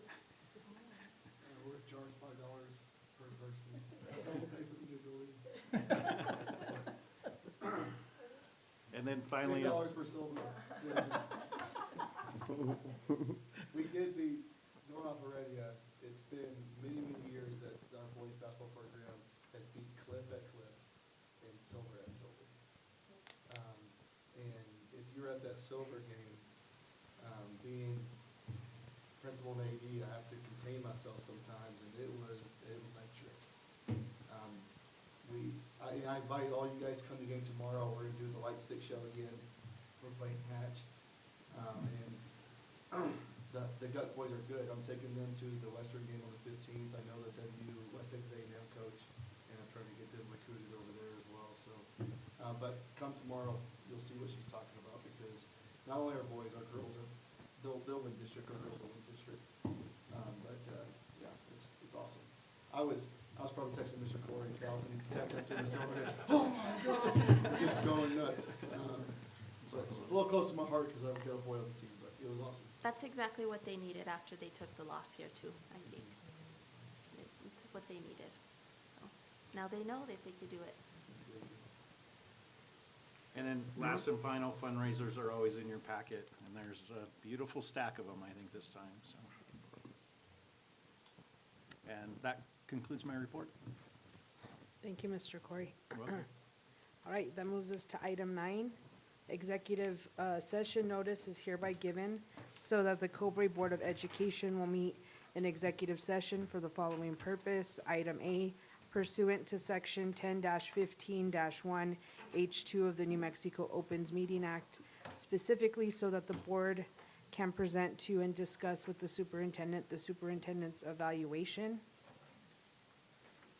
And item B, so that the superintendent can update and discuss limited personnel matters as permitted under Section 10-15-1 H2 of the New Mexico Open Meetings Act, specifically the hiring, promotion, demotion, dismissal, assignment, or resignation of or the investigation of employees of the superintendent. I'll entertain a motion to go into executive session. I move that we go into executive. Do I have a second? Second. All right, I'll go ahead and do a roll call vote. Mrs. Harden? Yes. Ms. Heredia? Yes. Myself, yes. Mr. Terrazas? Yes. Mr. Guadiana? Yes. We are in executive session at 7:00 PM.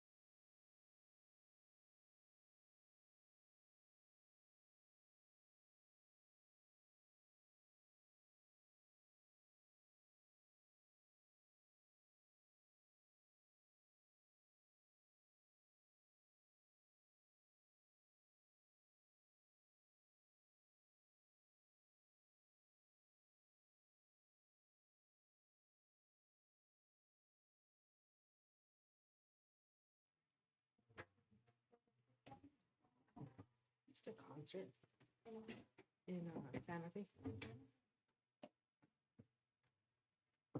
All right. That moves us to item 10, reconvene an open session at the conclusion of the executive session for statement affirming that no action was taken in executive session and that discussions were limited to the superintendent's evaluation and personnel matters as specified on the agenda. I'll entertain a motion to come back into regular session. Okay, do I have a second? I'll second. Okay, thank you. I'll go ahead and do a roll call. Mrs. Harden? Yes. Okay, Ms. Heredia? Yes. Myself, yes. Mr. Terrazas? Yes. And Mr. Guadiana? Yes. Okay, we are back in open session at 7:52 PM.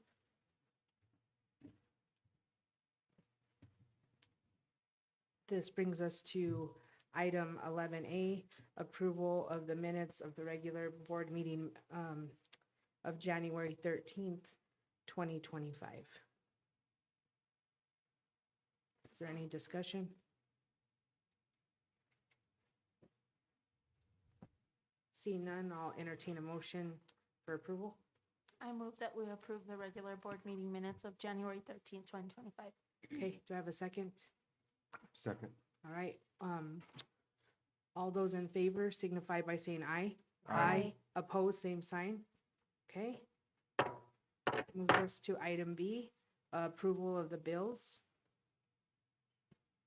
As discussed earlier in our finance committee report, these were reviewed by the finance committee. Were there any questions or discussion? I thought we discussed them in pretty good detail, so. Some questions were raised, but everything was spot on, so. Okay, I'll entertain a motion for approval. I move that we approve the bills as presented. Is there a second? Second. Okay, all those in favor signify by saying aye. Aye. Opposed, same sign. That moves us to item C, approval of budget increase 21,460 rural and low income schools. Mr. Ryan, if you can speak to this, and this also went through the finance committee. Yes, you have a budget adjustment request in front of you. It's actually a budget increase. When our budget was built going into this current year, it was based on a tentative allocation from PED. And now they have finalized their allocations for the year, plus they are including whatever carryover we had for the year. So this budget will increase by $11,155.44. The carryover, let me pull it. I think the carryover was about $805. I don't have that here in front of me. And the remainder was an additional allocation. So where we are looking at putting this additional budget will be we have a math interventionist position at Bayard Elementary, and we will be putting it into the math intervention. We'll be putting 10,546 into math intervention, which is a part-time position, and I am going to increase the indirect cost by $608. So that's where the 11,155 will be going. Any questions? Yeah, I have a question. We started out this budget year with them putting it at zero, saying that we weren't eligible for this funding. And I'm glad to see that they finally realized that we are rural. Yeah. Well, no, this is a different source of funding. You're thinking of the operational portion that they cut us back. So that's still the Yeah, that's case? totally different from this. Yeah, this is the federal grant that we receive every year. And it's a small grant. The total amount is $40,126. And this is totally separate from what you're thinking about, the operational portion of the equalization guarantee. Yeah, this has nothing to do with it. Doesn't it make an argument that we should have received the state allocation of that? This is an ongoing grant that we receive year in, year out. Mhm. And it has nothing to do with it. That's just the name of the grant. They call it It's a federal grant, and that's the title of it, is rural and low-income schools. So this doesn't give us an opportunity to challenge that designation No. that we're no longer rural? No. Okay. This goes to many districts. There's many districts that receive this funding. But yeah, it would be nice if we could argue that with this, using this, but yeah. And you mentioned the money would be going towards a math interventionalist. Yes. So this is going to be to increase the number of math interventionalists in, We have a part-time math interventionist at Bayard Elementary School, and this will be to fund his position, to fund the position or add to his to position? add to his time. Okay. So he'll be now a full-time? No, it's still part-time. He's a retired teacher, and he's working part-time. We only have $40,000 in this grant, so it doesn't quite fund a full position. Okay. Thank you. Any other questions or discussion? Okay, then I'll entertain a motion to approve the budget increase. Move that we approve the budget increase 21,460 rural and low-income schools. Okay, do I have a second? Second. Okay, all those in favor signify by saying aye. Aye. Aye. Aye. Opposed, same sign. Okay, that moves us to item D, approval of budget increase 24,174, our Carl Perkins Secondary. This also went through the Finance Committee. Mr. Ryan, if you don't mind Okay. explaining. Once again, we started the year with an initial allocation from the Public Education Department, and now it's that time of year that they start finalizing all these budgets. So this budget was finalized, and it was given an increase of $875, and the total funding available now is $16,466. And what I'm proposing is when I built the budget, I did not budget for indirect costs, so I'm looking at putting $784 into indirect costs, and the additional $90 will go into software. We're purchasing some software programs for the high schools for our CTE programs. Any questions? Seeing none, I'll entertain a motion for approval. I move that we approve the budget increase 24174 Carl Perkins Secondary. Okay, is there a second? Second. All right, lots of seconds. All those in favor signify by saying aye. Aye. Opposed, same sign. Okay, that is approved. We approved item E earlier. That moves us to 11F, approval of the New Mexico School Board Association Policy Services Subscription Agreement. The agreement is in your packet.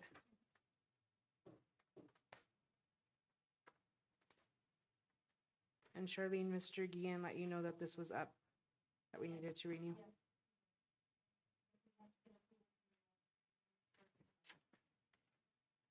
Are there any questions? I have a question. Sure, I can try to answer it. The policy, the policy service was approved quite some time ago. And when it was approved, they gave us the standard language that they had put out for everybody else. We went through it and we modified a lot of the lower level policies. I think it was A through E. And that hasn't been incorporated into our policies yet. And I don't know if they take a look at that and see whether there are changes that need to be done with that. So can we ensure that that then is incorporated to our policies? And furthermore, we don't list any date that we've reviewed or we've adopted anything in our policies. That's blank on all our policies. And so that's something we ought to think about doing.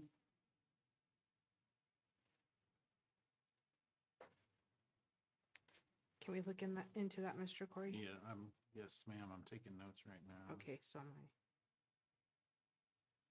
So can we table it?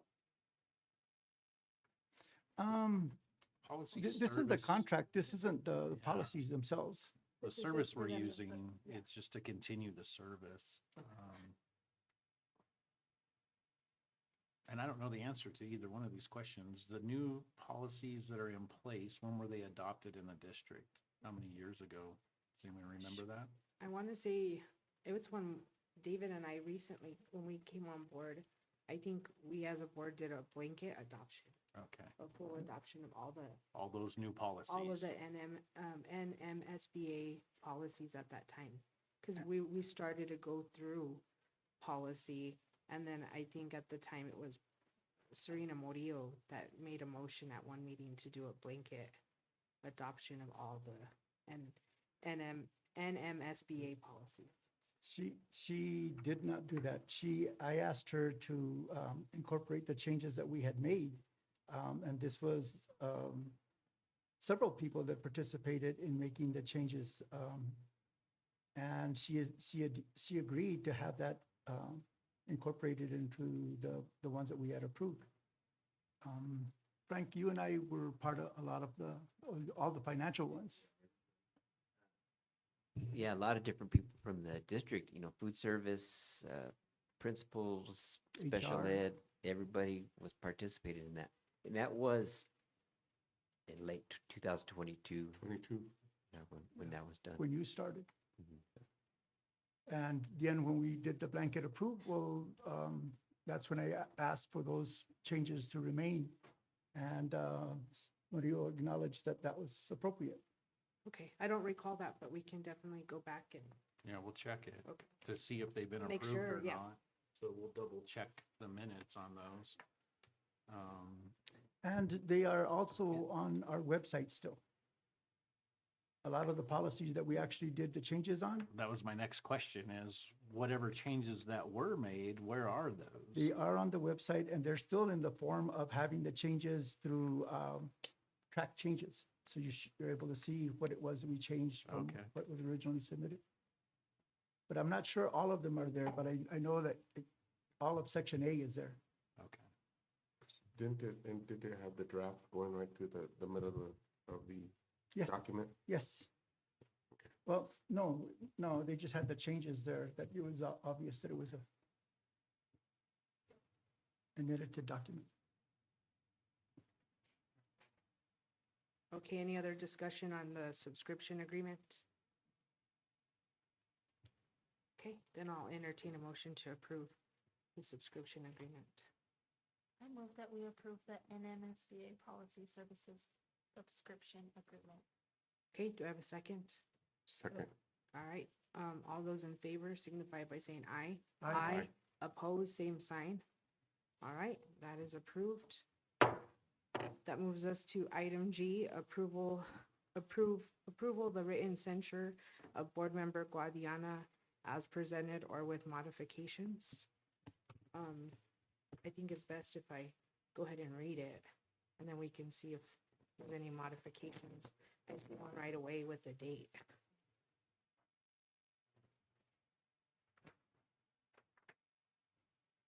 So on the 27th day of January, I'd like to change that to today's date. The Board of Education of the Cobre Consolidated School District adopted by vote the following findings and resolution. Whereas the Cobre Consolidated Board understands that a censure is an expression of disapproval, and whereas the Cobre Consolidated Board further understands that elected bodies in this country have long exercised the power to censure their members. As early as colonial times, the power of assemblies to censure their members was assumed. Censures are also common at the state and local level. And whereas on January 13th, 2025, the Cobre Consolidated Board met in an open meeting held according to the Open Meetings Act, and among other items, discussed item I think that's maybe one. Discussion and possible censure, verbal, written removal of privileges of Board Member Gilbert Guadiana for violations of Board Policy B-0750 BCA. Whereas Board Member Guadiana was given an opportunity to provide his response to the allegations, which he did.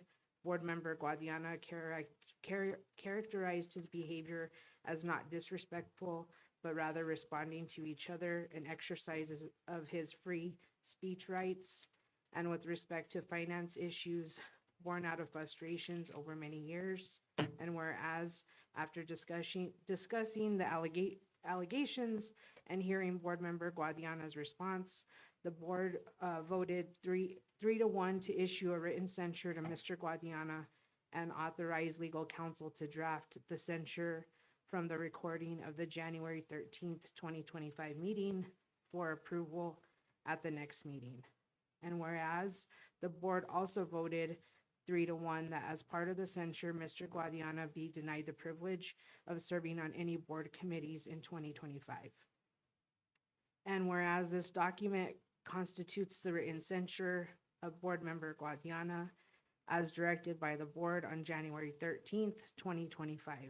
And whereas NMSA 1978, Section 22-5-4, subsection K, requires boards to adopt rules pertaining to the administration of all powers or duties of the local school board. And whereas the Cobre Consolidated District has adopted policy BCA, board member ethics, setting forth the conduct expected of each board member. And whereas 6.29.1.9 MAC requires boards to delegate administrative and supervisory functions to the local superintendent and refrain from involvement in delegated administrative functions. And whereas the board appoints members to board committees and such appointments are privileges and not rights. And whereas in October 2024, the board had a survey emailed to all Cobre Consolidated District staff with the timeline of October 1st through the 15th, 2024. Out of 275 staff members, 42 responses were returned. The survey included items related to the board, including whether the board demonstrates professionalism and adheres to ethical standards. And whereas a survey respondent expressed that board member Guadiana's behavior doesn't always align with these values, his interactions create distrust because he tends to approach discussions in a way that feels combative and accusatory rather than constructive. This has disrupted the board's efforts to work together and has made it difficult and uncomfortable for others to engage. Whereas a survey respondent expressed that board member Guadiana treats people disrespectfully. I've seen this too many times watching board meetings. Whereas a survey respondent expressed, after watching many board meetings, it is quite evident that Mr. Guadiana is argumentative with others on the board, including Superintendent Corey. His rudeness to the other members and speakers at times is not the way a board member should be acting. Whereas a survey respondent expressed with regard to board member Guadiana, he is very rude and unprofessional to other board members in public meetings. He ridicules and attacks whomever is presenting to the board. Whereas a survey respondent expressed, Mr. Guadiana has proven himself to be quite narcissistic and rude. I, along with many members of the community, have been appalled at the behavior he has displayed during public meetings, especially towards female members. Whereas the board reviewed the results of the survey at a board meeting on November 18th, 2024. And whereas thereafter, in a board meeting on December 9th, 2024, board member Guadiana continues to engage in the very type of behavior for which he was criticized in the survey, specifically criticisms of and hostility towards the union president and director of finance.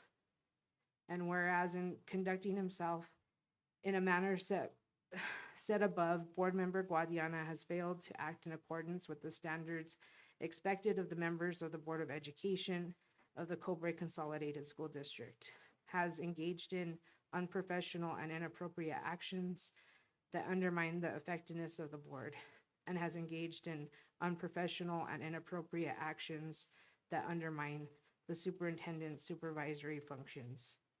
And be it therefore resolved that the Board of Education of the Cobre Consolidated School District does issue this written censure of Board Member Gilbert Guadiana and urges him to carry out his duties and responsibilities as a board member in accordance with board policy, including by refraining from engaging in unprofessional and inappropriate actions that undermine the effectiveness of the board and undermine the superintendent's supervisory functions. And be it therefore further resolved that Board Member Gilbert Guadiana shall not serve on any board committees in 2025.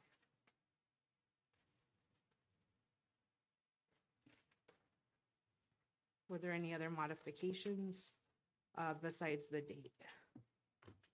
Should that be put into as a 2024-25 school year? Or you're just doing it as 2025? When we approved this at our last meeting, it was for 2025. But I'm talking about the date as I read it here, because this was scheduled for our last board meeting. That's the only change I see too. Just the date? Okay. We're okay putting it, so on the 10th day of February 2025.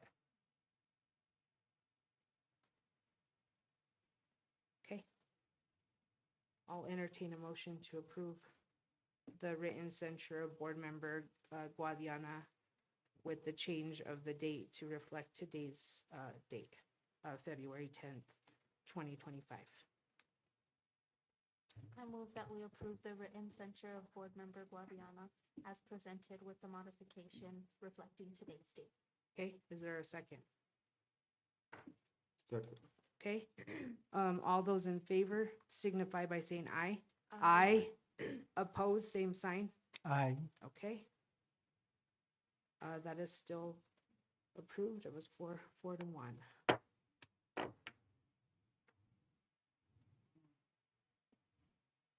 Okay, that moves us to item H, Finance Subcommittee and Audit Committee. Item 1, presentation and discussion of draft guidelines for the Finance Subcommittee and Audit Committee. Are you ready? Okay.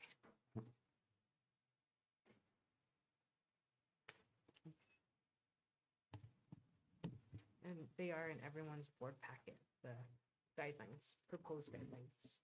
So, President McKay, members of the board, good evening. It's good to see you all in person. I was trying to remember the last time I was in this room, and I think it's been a while. So it's good to see all of you. In reviewing the recording of the meeting that you all just referenced, I also was able to hear the discussion about the committee guidelines, and in visiting with President Begay, it seemed appropriate for me to be here and kind of walk through kind of what is in front of you and answer any questions that you may have. So let me just make sure. I have copies, President Begay, if for some reason what board members have in front of them doesn't match. But what I have is my email to the board regarding, can you hear me okay? Is the mic okay? Regarding the issue of the guidelines, and does everybody have that email, or would you Let me have, Sure, please. Does anyone else need copies?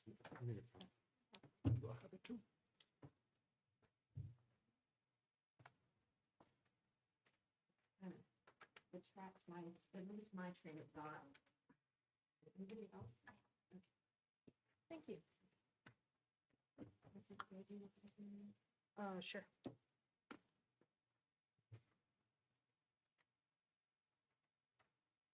So basically, first of all, the audit committee had come up with some guidelines. I don't remember the specific descriptor that was used, but basically some guidelines outlining its role.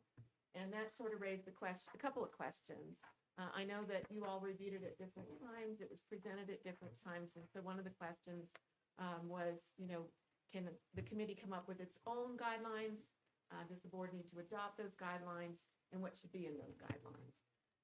And so on just the issue of guidelines for a committee, I'll get into the substance of my recommendations regarding those guidelines themselves and answer any questions you may have. But before I get to the substance of it, I just want to address the procedure of it. So you do have a board policy, policy BDE, that addresses board committees. And that sets out and basically tracks the statute for the role of the finance committee and audit committee. So there's nothing about that policy that deviates from the way state law designates those two committees. And then you have an additional policy, policy BDF. So really BDE is devoted to the statutory committees, but BDF also addresses advisory committees. And it says that the board may by majority vote appoint ad hoc advisory committees when deemed advisable. Recommendations of such committees cannot be binding on the board. They may be advisory only. These committees will be responsible for presenting to the board recommendations for action based on research and facts. Any such committee shall be dissolved upon completion of its assignment or may be dissolved by a vote of the board. And that appears like what you all are doing. So then as far as the guidelines for the committee, that same policy, policy BDF, says that the board president shall develop guidelines for each committee. Now, there certainly is nothing wrong with, the committee suggesting their own to the president, but in terms of the responsibility, it's the board president to develop guidelines. And then it goes on, the president wouldn't make the final decision on it. The policy says these guidelines shall be approved by the board prior to the first meeting of each committee and may include but not necessarily be limited to a written specific statement of the purpose of the committee, the dates on which interim and final reports to the committee are to be rendered, the date or event upon which the committee will be terminated, the extent to which facilities, supplies, equipment, and clerical support will be provided to each committee member. And so, as I noted in my email to you, both of these committees are statutory committees, so they don't end. There's certain things that by law you're required to do. But in terms of this issue of roles, it didn't appear like BDF was not applicable. And so it made sense to go ahead and get this on the agenda and sort out the issue of the roles of the two committees. And I know that the audit committee has been wanting its roles defined. There was a question about whether the finance committee needed their role defined. And really the reason that I would urge you all to go ahead and look at, certainly direct any changes that you want to direct on those guidelines, but go ahead and formally adopt guidelines, is that there seems to be some real questions about the role of each of these committees vis-a-vis each other. And so my interest in advising this board is to make sure that one committee doesn't encroach. They're both important committees, and the legislature designed them the way they did. And I know that there's been discussion in this room about, what cities do, what counties do, what other governmental agencies do, but they're not subject to the statutory provision that set up finance and audit committee for school districts. That's specific to school districts. And so, and it's a single statute. It's not like one was adopted at one point in time and another was adopted at another point in time, and they have some kind of confusing language. This is pretty straightforward. It's one statute that sets out job duties. And so I think it's important when you're looking at the job duties of one committee that it's not encroaching on the job duties of the other committee. And of course, who's on those committees is going to change over time. You as a board member might be on an audit committee at one point and then on the finance committee at another point. So this isn't about who's on the committee. It's about making sure that each are performing their statutory functions and those functions are understood. And so in talking to President Begay, it made sense, since you all had directed me on the other task of drafting the censure, and I wanted to make sure I was available to you all should issues come up regarding that tonight, that I go ahead and be here and also address this issue so that it doesn't linger as an issue. So I don't think we need to go through the rest of the email, unless you have questions about the email. What I'd like to do, I also brought with me the statute. I don't know if you all have that in front of you. If not, I'll pass that out.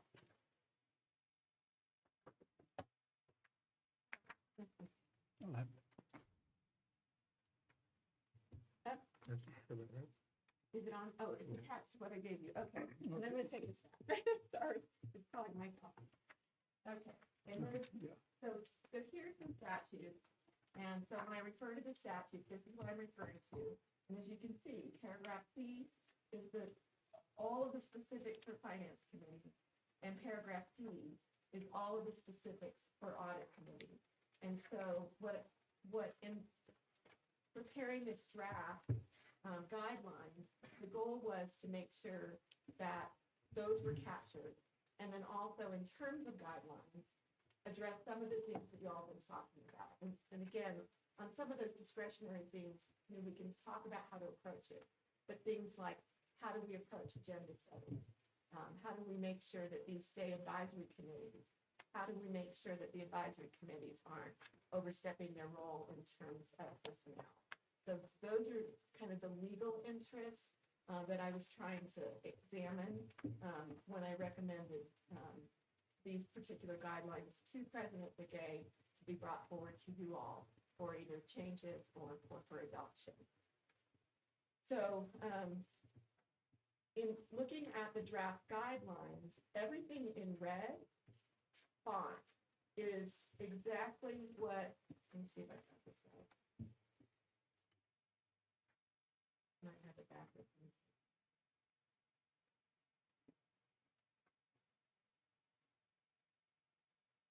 Okay, now everything in black font is what's in your policy already.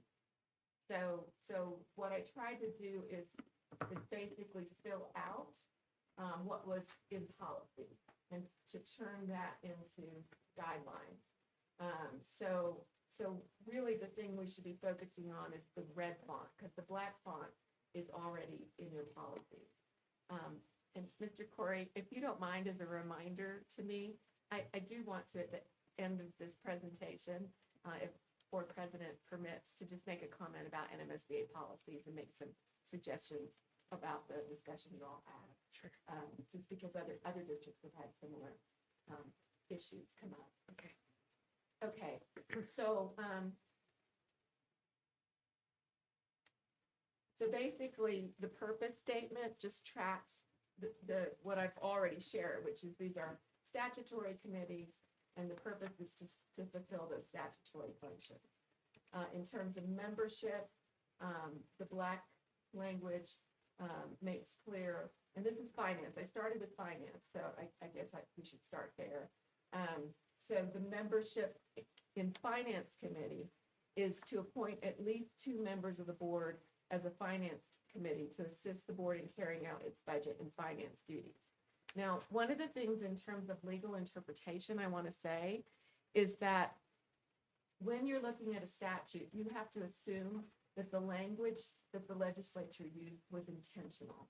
And so when I'm looking at the membership of the finance committee, which sits in the same statute as the audit committee, I'm literally looking at the comparative differences to figure out what your latitude is in terms of that membership. And so you will notice across the state that there are some school districts that have chosen to have all of their board members on the finance committee. The reason that I believe that that is possible is because the statute says shall appoint at least 2 members of the board. Now, the other thing too is it says of the board. If you compare it, and in statute, the committee is called a finance subcommittee. So I interpret that as a subcommittee of the board. So that at least 2 members of the board would limit you to only board members and would keep it at a minimum of 2. You all are currently doing that minimum, a minimum of 2. It sounds like just from listening to the discussion of the items you were approving, that is a functioning committee and is certainly making recommendations based on on how it's functioning. But at some later date, if this board wanted to consider, of course, it'd be more meetings, but consider expanding that, it could. But that's the membership. So what's not filled out that I added was just simply to try and create some organization around those appointments. And you can, certainly suggest other language. But if you look at the red, it says these appointments shall be made by the board. Now, the reason I say by the board, and I know that came up as kind of a confusing issue at the last board meeting that you all had. But when you go back to the statute, it says the board shall appoint. And so we know the board can't act other than as a body, and it does that by taking a vote. I know with your other committees, it's typical practice to have the board president appoint the members, but for these statutory committees, because the statute says shall appoint, my advice to the board president was to go back and where the appointment wasn't made to by the entire board, to go ahead and put that back on the agenda for vote by the entire board. So for some of the things that you're seeing that are repeated, that's why. Is because the statute says shall appoint. And so that the board shall appoint. So in the red clarifies when, and this is just a suggestion during the board organizational meeting after the election of president, vice president, and secretary. And since you do that currently at the first meeting in January, that's a suggestion in red. It's also a suggestion in red that the board appoint the chair. And in the event of a vacancy, the board appoint another member to fill the vacancy. So that's just basically trying to fill in those blanks. The duties, as you can see, I labeled it duties, but everything's in black. It's in your policy and it's in the statute. But I do want to, because we're going to be comparing that to audit committee, I do want to just remind you of those duties. So they make recommendations to the board in the areas of financial planning, including reviews of the district's revenue and expenditure projections, which I saw evidence of tonight, review of financial statements and periodic monitoring of revenues and expenses, annual budget preparation and oversight, and procurement. And then here's some key language that I think has been kind of gone back and forth in this board about who functions as an oversight. And you'll notice in statute, it's the finance committee that serves as an external monitoring committee on budget and other financial matters. And it was actually for that reason that in an earlier draft of guidelines, I suggested that that be taken out of the description of the audit committee and moved over into the finance committee. And why I think it's important that if you're going to develop guidelines for one committee and adopt it, you develop for the other so that you can make sure that those are aligned. So that's why it's not that there shouldn't be an external monitoring committee. There absolutely should. The legislature requires it, but they require it of the board subcommittee, not the audit committee that is composed very differently. And so that's why that's moved in there. So President Begay, I don't know if you want me to entertain questions at this point or keep going. Sure, if there's any questions right now, would be a good time on what has been discussed so far. I have questions. BD policies, I'm sorry. BDE versus BDF. You're kind of equating the standing committees that are in statute be under some of the provisions under BDF, which BDF is pertaining to ad hoc committees, for which neither the audit committee or the finance committee are ad hoc. So how do you make that association? Right, and I agree with you, and I recall when those policies went into effect for a long time, NMSBA had not incorporated the statutory committees at all in policy. So when they added that, they simply tracked the statute. What I was trying to do is breathe life into, I think, largely your desire to have guidelines. And so I was trying to pull the policy language that set out a framework for guidelines. And when you say that that's something we want to see done, have you talked to any of the other board members? Has this been a discussion that would fall under the Open Meetings Act to show the community what our intent is? Or is this a discussion that you've had with the president and/or the superintendent and had that outside of the public's purview or the other board members' participation? That's what this is. I think I'm here in an open meeting on an agenda. Yes, item. yes, you are. Yeah.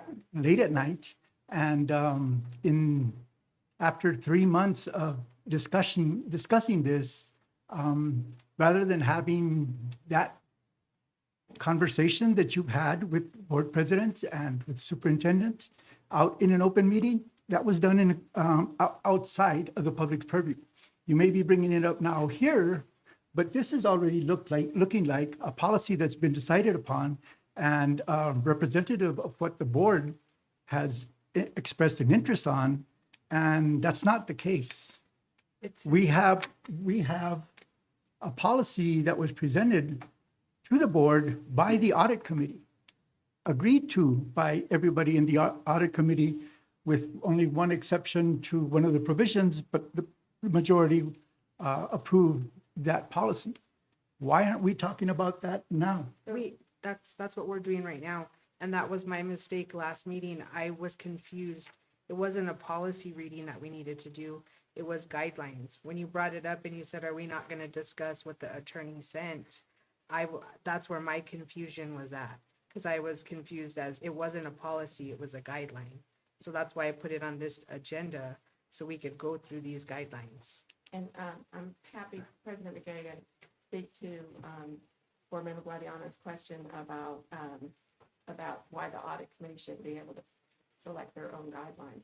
They're an advisory committee. They don't have any authority outside of this board. So my understanding was that the advisory committee recommended guidelines, and then you wanted this brought forward. So you had me look back, Mr. Guadiana. I shared with you my legal advice. There's not any legal advice with respect to the audit committee that was not provided to you.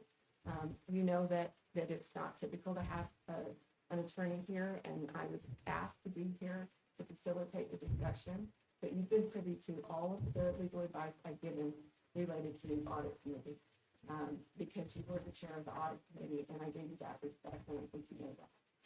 So my advice is not that these committees, they can recommend their guidelines. I think it was appropriate that the audit committee did. I think it helped give the entire board insight, and as your counsel, it helped give me insight into how the audit committee was understanding its role. And I have been clear that I think that there are some problems with that perception, in that we've got two committees and those roles need to be sorted out.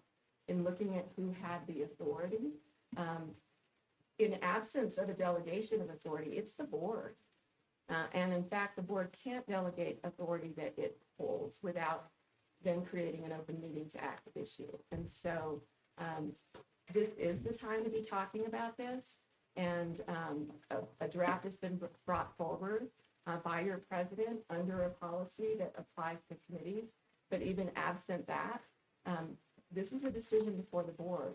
President Begay is not the one who will adopt, as I've already said, these guidelines. And I'm here with a blue pen, not a red pen, blue pen to make any changes before you vote, if you choose to vote tonight. But for all of the reasons that Mr. Guadiana has said in terms of transparency, and that's why these agendas are posted 72 hours ahead. And in fact, this agenda is now a repeat agenda because you did not have a quorum of the board at your last meeting at which this agenda item is on it. So the public has known about this for well over 2 weeks. So I stand here before the public on a stream, prepared to answer any questions you have so that hopefully this issue doesn't continue to linger. And these committees can be functioning committees that each understands their statutory roles and don't step over the other committee roles. Thank you. I'd just like to also make a comment too, that we did discuss these guidelines in our finance committee meeting too. And along that point, you brought up that I was made aware of your directions.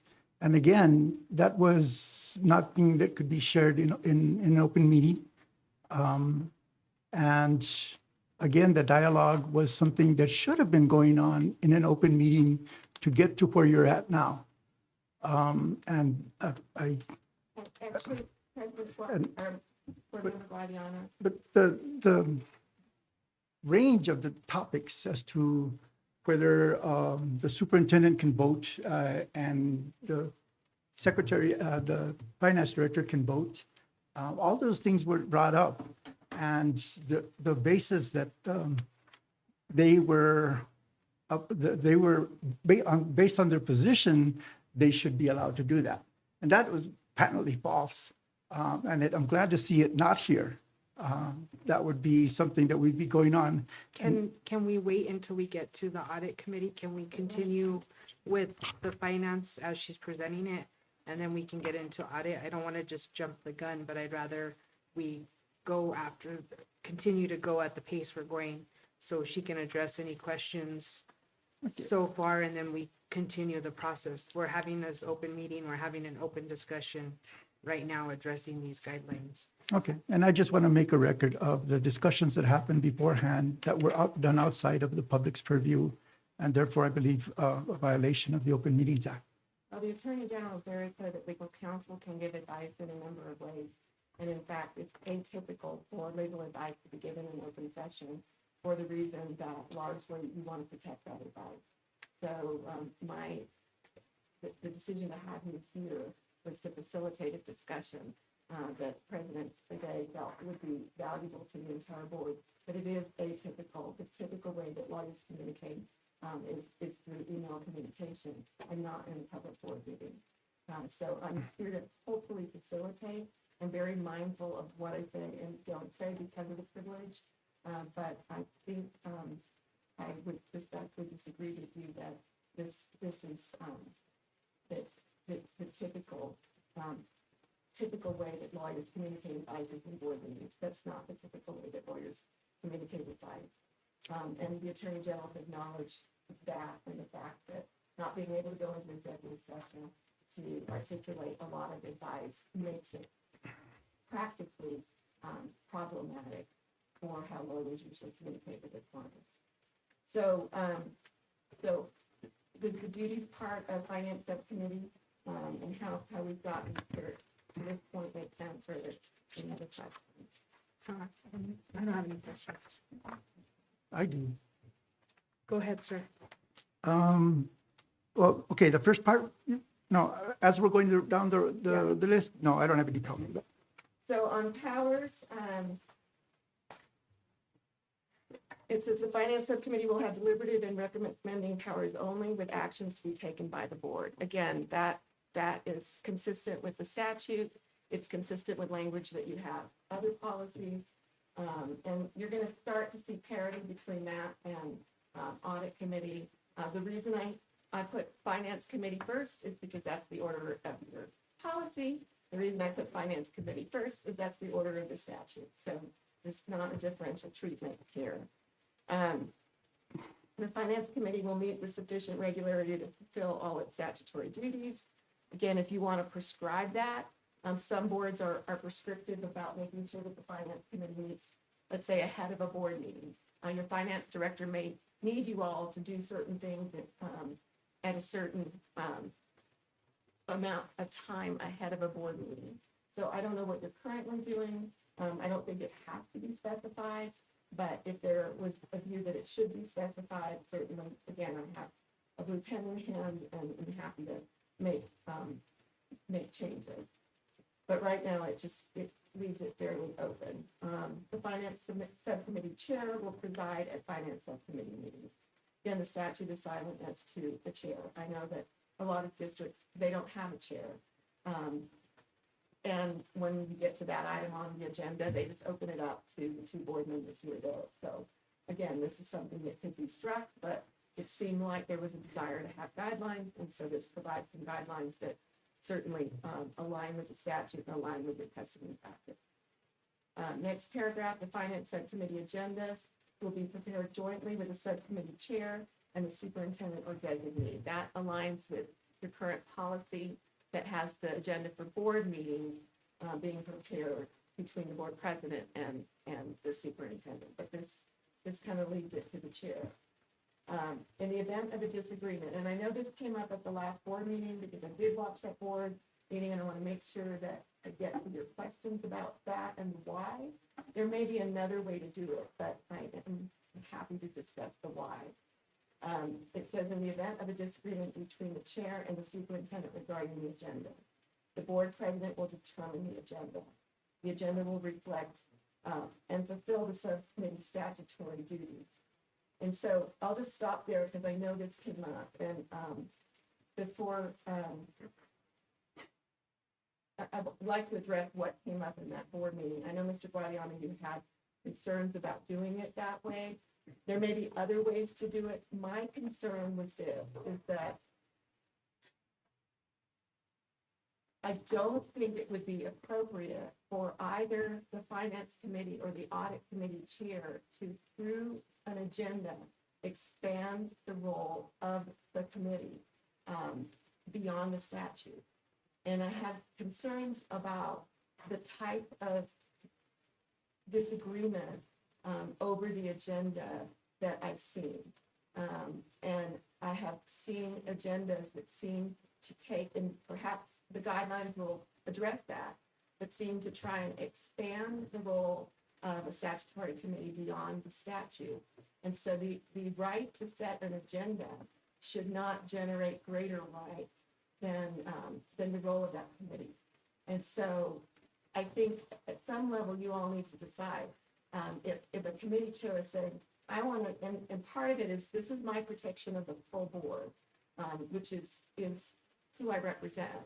And if you all start exceeding your authority and using a committee to try and cross the line, the legal lines, for example, into personnel, into those lines under House Bill 212, that are clearly outside your lines and can create liability for the entire board, there needs to be some safeguard there.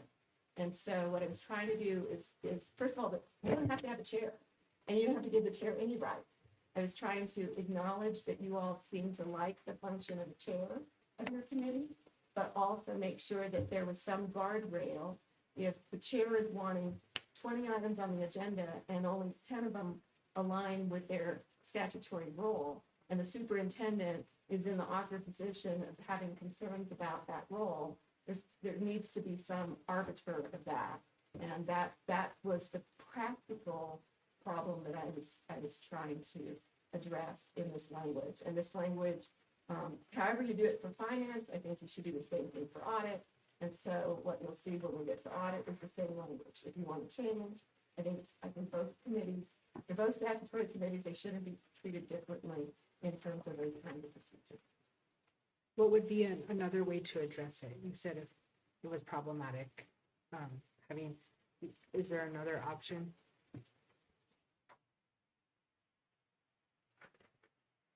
Or have you seen the districts use another option? I've not seen districts get in arguments over what should be on the agenda, and I've honestly not seen a situation where one of those committees has attempted to do more than what the statute prescribes.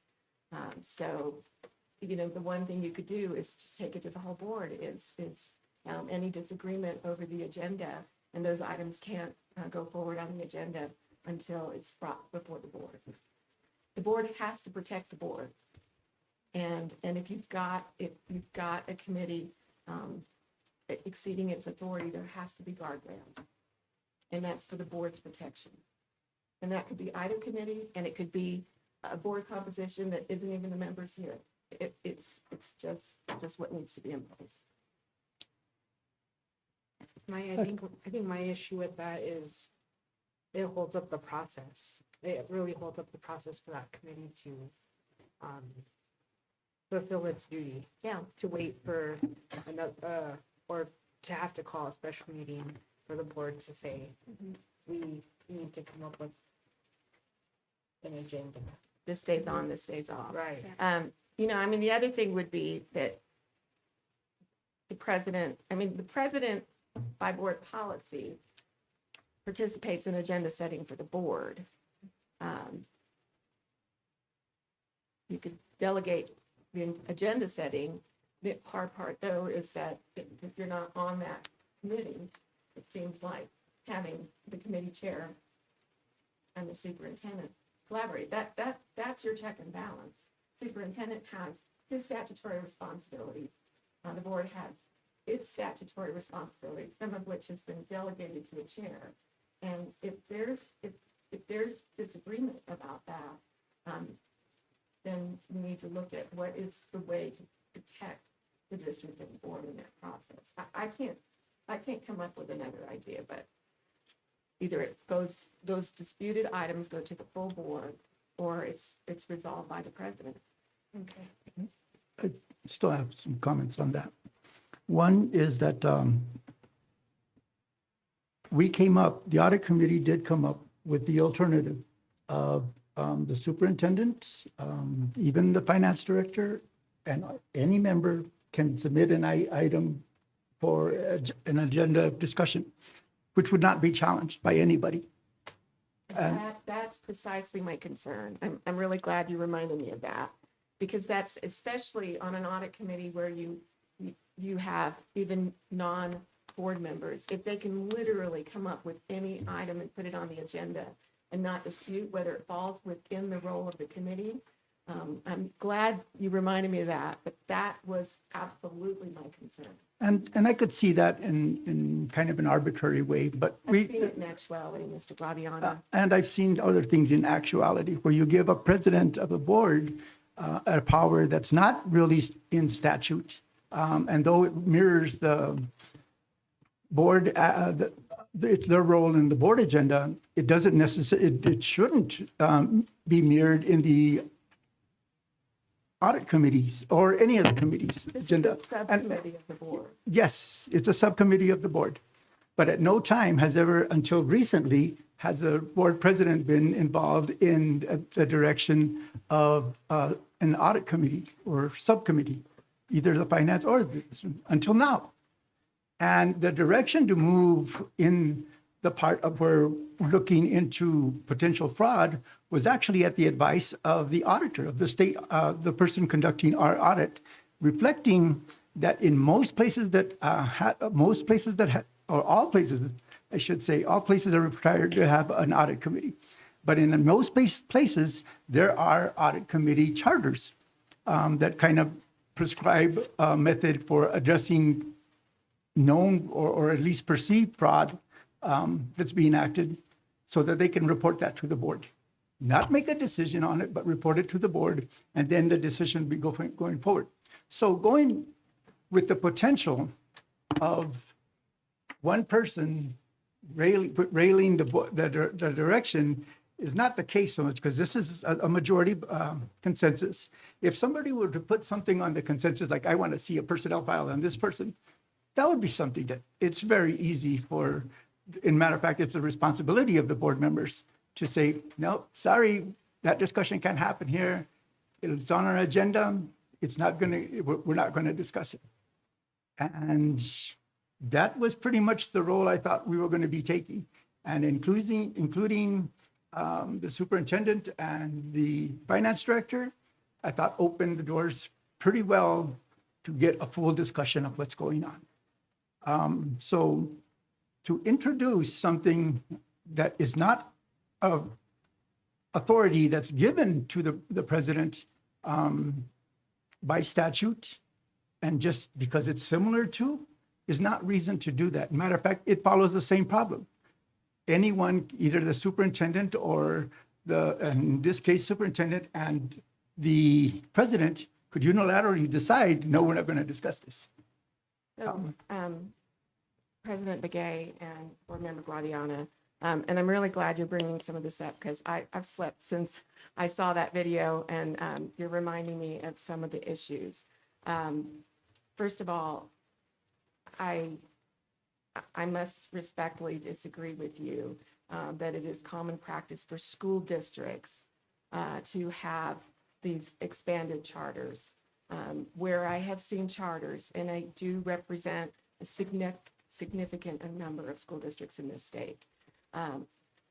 Where I have seen the charters have been in other governmental entities. I want to go back to what I said originally tonight, which is those other governmental entities do not have this statute. And what Mr. Guadiana just described is the very reason why I think we need these guardrails, is that the audit committee thinks that they can come in an investigatory fashion and expand, essentially call for special audits, do inquiries to determine the need for a special audit. There is a committee that theoretically could do that and then recommend it to the board. And that's the finance committee. That's the oversight committee. And in fact, in the charter that the audit committee recommended, it had that oversight language that actually tracked the finance committee statutory role.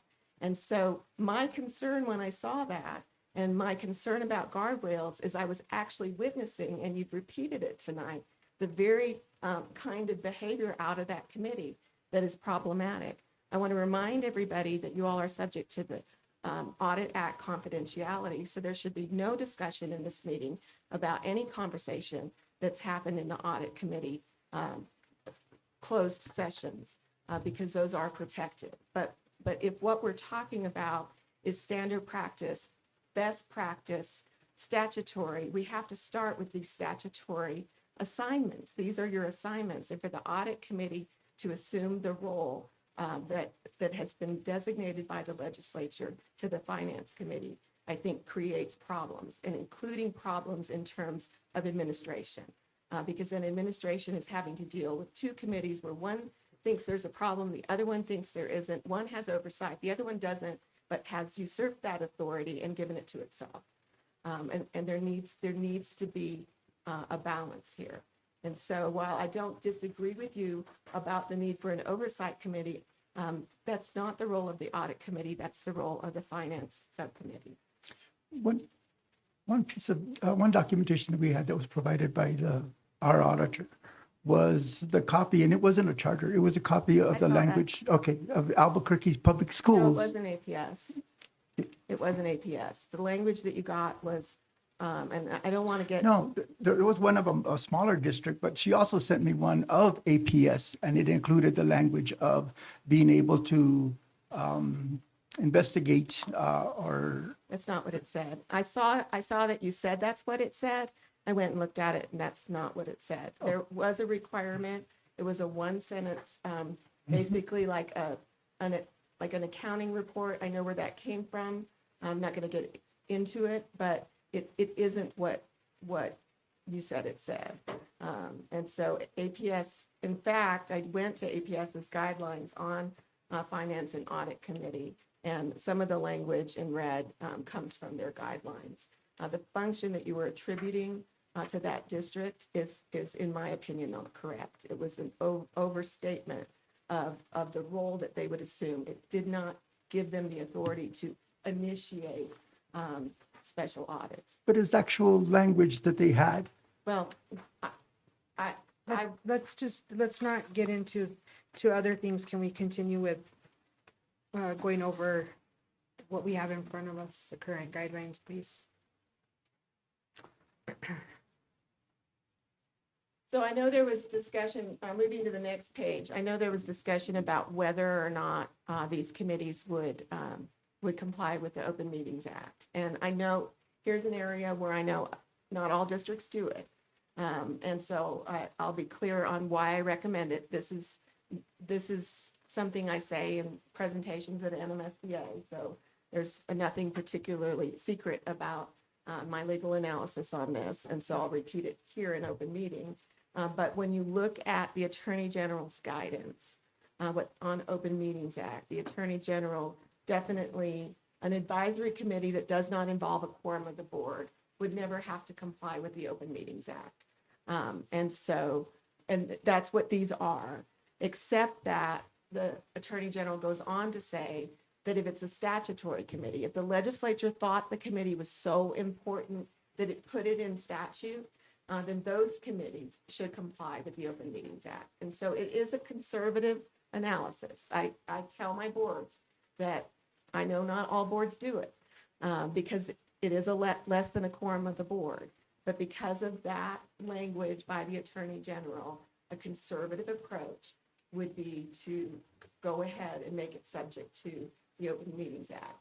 What you need to be aware of is if you do that, then that means all of the requirements of the Open Meetings Act, not just that it be open, but that it have an agenda, that the agenda, that you do notice, that it have an agenda, that you have your annual resolution. With my boards who do that, the entire board will do the annual resolution. In fact, the annual OMA resolution is just one solid resolution. It covers the statutory committees and when they'll meet. It covers your regular board meetings, what constitutes reasonable notice for each. So it's not something that the individual committees adopt for themselves. It's still the board adopting it. But it is more involved. So I think that if the board chooses to do this, it's a conservative approach to the Attorney General's guidance. But with that conservative approach, and I'm looking at Mr. Corey, comes, additional responsibility, and everyone will need to be mindful that if they adopt this, then we have to, we have to live up to it. So any questions? I'll stop there since that's kind of a significant piece. If anyone has any questions about that. No question. The audit, I do want to say that this about the audit committee though, and that is a lot, obviously during audit season, once, and I'll say more of it when we get to audit committee, but much of the role of the audit committee is confidential under the Audit Act. So once you do, from the entrance conference all the way through the end of an audit, all of that discussion is confidential under the Audit Act. And so if you're complying with Open Meetings Act, then you're doing just what you would do for any executive session. You would be posting that and posting the grounds for going into executive session, and your grounds would be then a cross-reference to the Audit Act. The only thing is, again, in recognition that the audit committee's job description is in statute, there are some things that the audit committee does that are outside of that. And so those would need to be in an open meeting. In other words, the audit committee couldn't just sit there under the cover of clothes and in darkness and perform all of its functions. So the follow-through functions and the discussion, once that audit is released, the follow-through discussions that it has to have would be in open. So I just want to be clear that the audit committee wouldn't always be enclosed. And when we get to those powers and duties, I'll emphasize that again. But I wanted you to realize what would be involved if you did go ahead and do everything under OMA. Any questions about that? I have an observation about that, and that is doing it under OMA, I think is transparent, and I think it's an excellent idea. It also differentiates what we talk about in closed session versus open session. Mm-hmm. And that is the direction that we were trying to go. And we had been following those rules. We had an open agenda and then we had the closed agenda. And so. I did see that. Yeah. Yeah, it looked to me like you all were going in that direction. And so I'm obviously not discouraging that. I just want to make sure that everyone understands that you can't be half in, half out. I've not seen any evidence that you are or you aren't, but like, for example, Mr. Corey, if you're running like the annual OMA resolution past us, we'll need to make sure that we all remember that we want to incorporate the two committees in there, which may or may not already be in there. I don't know. It's but not. But those are the things where, okay, if we're going to do it, then we apply the same OMA checklist to those committees as we do the regular board meetings. And this, when we discussed this in finance, we talked to Mr. Corey about minutes and the agenda, and we had been, but we made that clear that we needed to be following that. So as it was presented in finance, there was no issues. Okay, and so, and I will say too, the language, if I'm remembering correctly, that really makes clear that these committees are advisory only, that I did lift from APS. That next paragraph, the finance subcommittee will present its findings and recommendations to the board during a regular board meeting before the board takes action on budget and other financial matters. I think you all are already you're doing a lot of this. I do want to compliment you all that you're doing a lot of this, and you are conscientious about making sure you receive the recommendations. You're always going to want to be mindful of where you place the committee recommendations in relation to the things that the committee is going to be recommending. You don't want the recommendations to come after decisions are made that are relevant to those recommendations. So that's all that says. And then what I was trying to do, and again, if we get away from, anything that's territorial between the committees, what I was trying to do is really recognize Mr. Guadiana's, I think, concern about oversight and assign meaning to the statutory requirement. And I'm looking at the statute right now. It's C2, that the finance subcommittee shall serve as an external monitoring committee on budget and other financial matters. That's what the finance committee is charged with doing. And so in an effort to try and hopefully create a bridge to help the entire board see that I think we are fundamentally, from a value standpoint, on the same page. I pulled from, I tried to bridge this statute with the concept of special audit. And so here's the language. If in the performance of its statutory duties, the finance committee suspects waste, fraud, abuse, theft, non-compliance, or misappropriation of funds, or the need to quantify the extent of such losses, the finance subcommittee may recommend to the board that it authorize a district-initiated special audit or examination and enter into a professional services contract for a special audit or examination under the State Audit Act and its implementing regulations, specifically 2.2.15C and that. Now, I want to be clear, that's not the only, that would never be the only way that a special audit could be initiated. It could be initiated by the board as a whole. I think there's a number of ways it could be initiated. Ultimately, it involves an engagement agreement. That engagement agreement is a contract. The contract has to go before the board. So in no way am I trying to hold back a potential whistleblower. What I'm trying to do is respectfully assign meaning to what the statute says for each of the committees. I'm not here to say either committee should have that conversation. I'm trying to say there shouldn't be one committee shouldn't be performing the function that the statute has designated for another committee. And if the concern is that it's not being done at all, well, then let's put it where it belongs. So that's why that's there. If I may, Go ahead, Mr. Guadiana. the part that you referenced is in the statute, and it's under paragraph C, item C, 1C, which is the annual budget preparation, the duties of the finance committee, annual budget preparation and oversight. No, that's not what I'm referring to. That's not what you're referring to? that's not what Okay. If you look at C, it says the finance subcommittee shall, and it has a number 1 and a number 2. And between C, so 1 is make recommendations to the local school board in the following areas, and there are 4 areas. The one you just read is C, annual budget preparation and oversight. That's not the oversight word I was reading. And then that says and procurement. And then 2 is a separate statutory function of the finance committee. The finance committee shall do number 1, A through D, and 2, serve as an external monitoring committee on budget and other financial matters.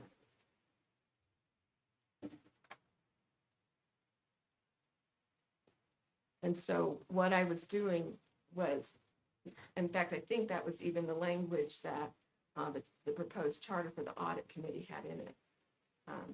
And my response to that was, I encourage the committee to perform that function, but wrong committee.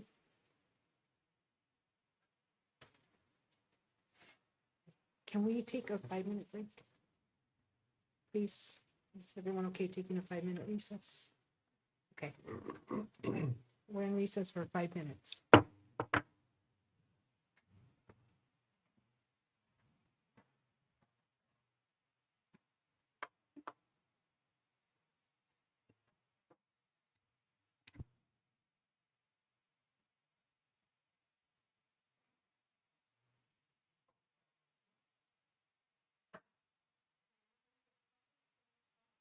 There's still something?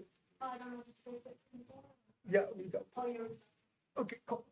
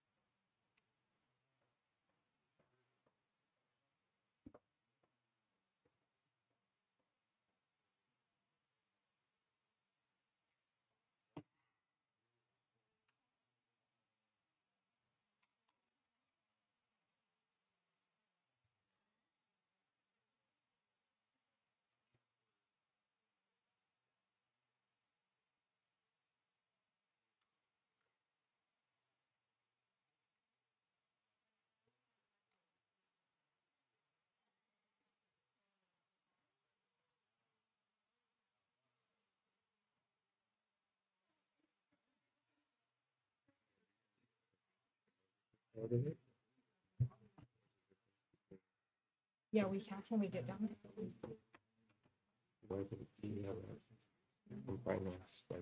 That's a perfect question. Sorry,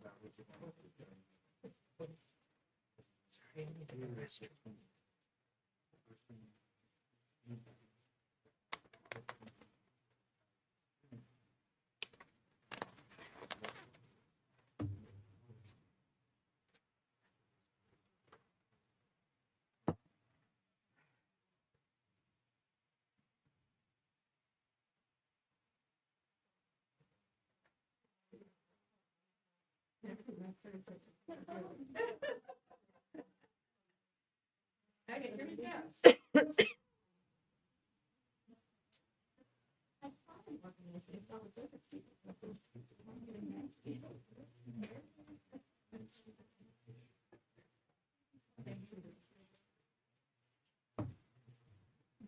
Right, I think we're just waiting on board member Heredia, and then we'll get started.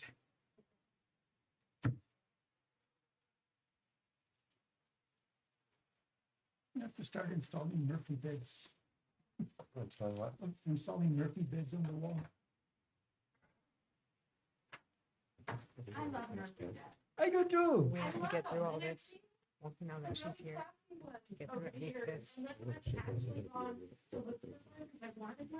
Well, we had to postpone it. I actually have one that I brought back from California when I came back, and you know, it is cool. And they make some that have like desks underneath them that you can fold the bed down and everything remains on the desk.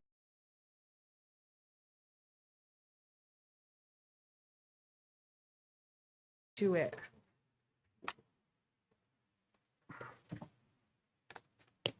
So, President Begay, I believe that the next section then is the audit committee draft, and I made reference to it. I think you'll see sort of the parity between the two.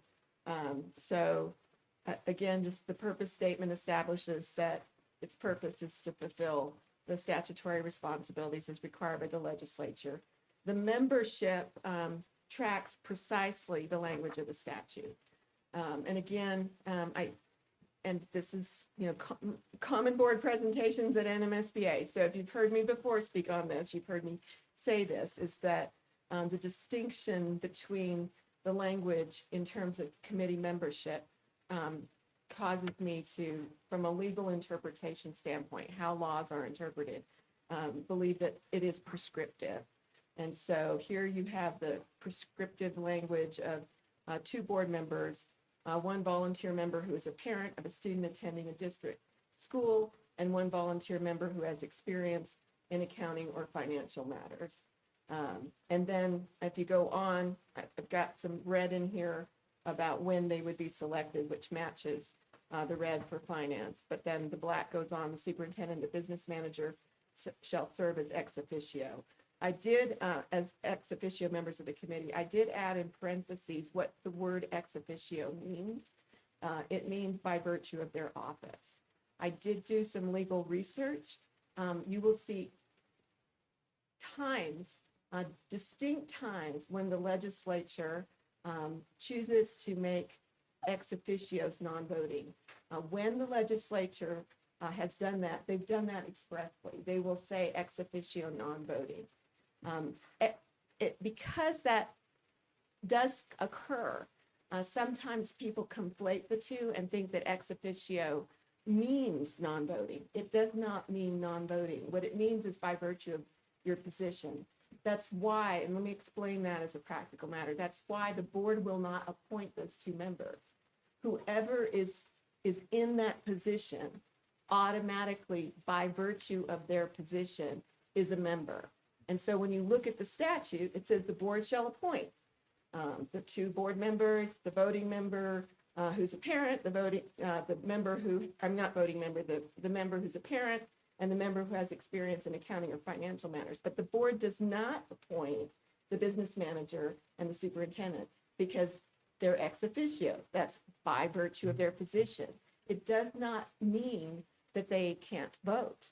And in fact, where the legislature has determined that, they've said so in statute. I don't have examples in front of me, but I can tell you that in going through that to make a recommendation to this board about what the statutory roles are, there were plenty of examples of where the legislature chose to designate it that way, and they did not here. So again, what I'm trying to do is give meaning to the statute that's consistent with how, as attorneys, we're taught to interpret law, how the courts interpret law, and I think that we have to assume that the legislature meant what they said. And so I can't even think either of a reason why those 2 members would be treated differently than the other members. Anyway.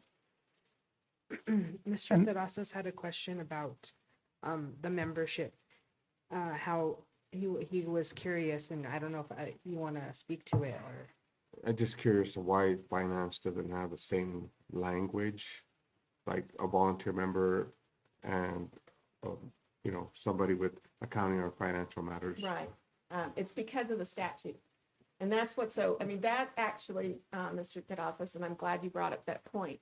That's precisely why I think it's so important that we track the statute, is that the legislature, in its wisdom, and we can debate how wise it is, but the legislature, in its wisdom, set out really distinct,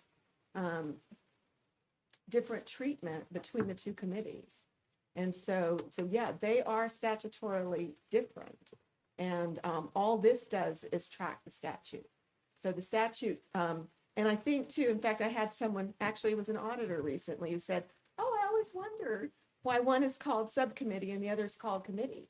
Well, the finance subcommittee, subcommittee of what? Subcommittee of the board. Who's on the finance subcommittee? Board members only. Where audit committee by statute is called committee, because it's not a subcommittee of the board because it has both board members and non-board members. And so that's the legislative design. Now, we're in a session right now. The truth is, I'm sure there are plenty of bills being brought before the legislature because people thought that what they did last time or the time before was a bad idea. So, we can sit and debate whether their design was a good idea or a bad idea. But really, our role is to fill the statute.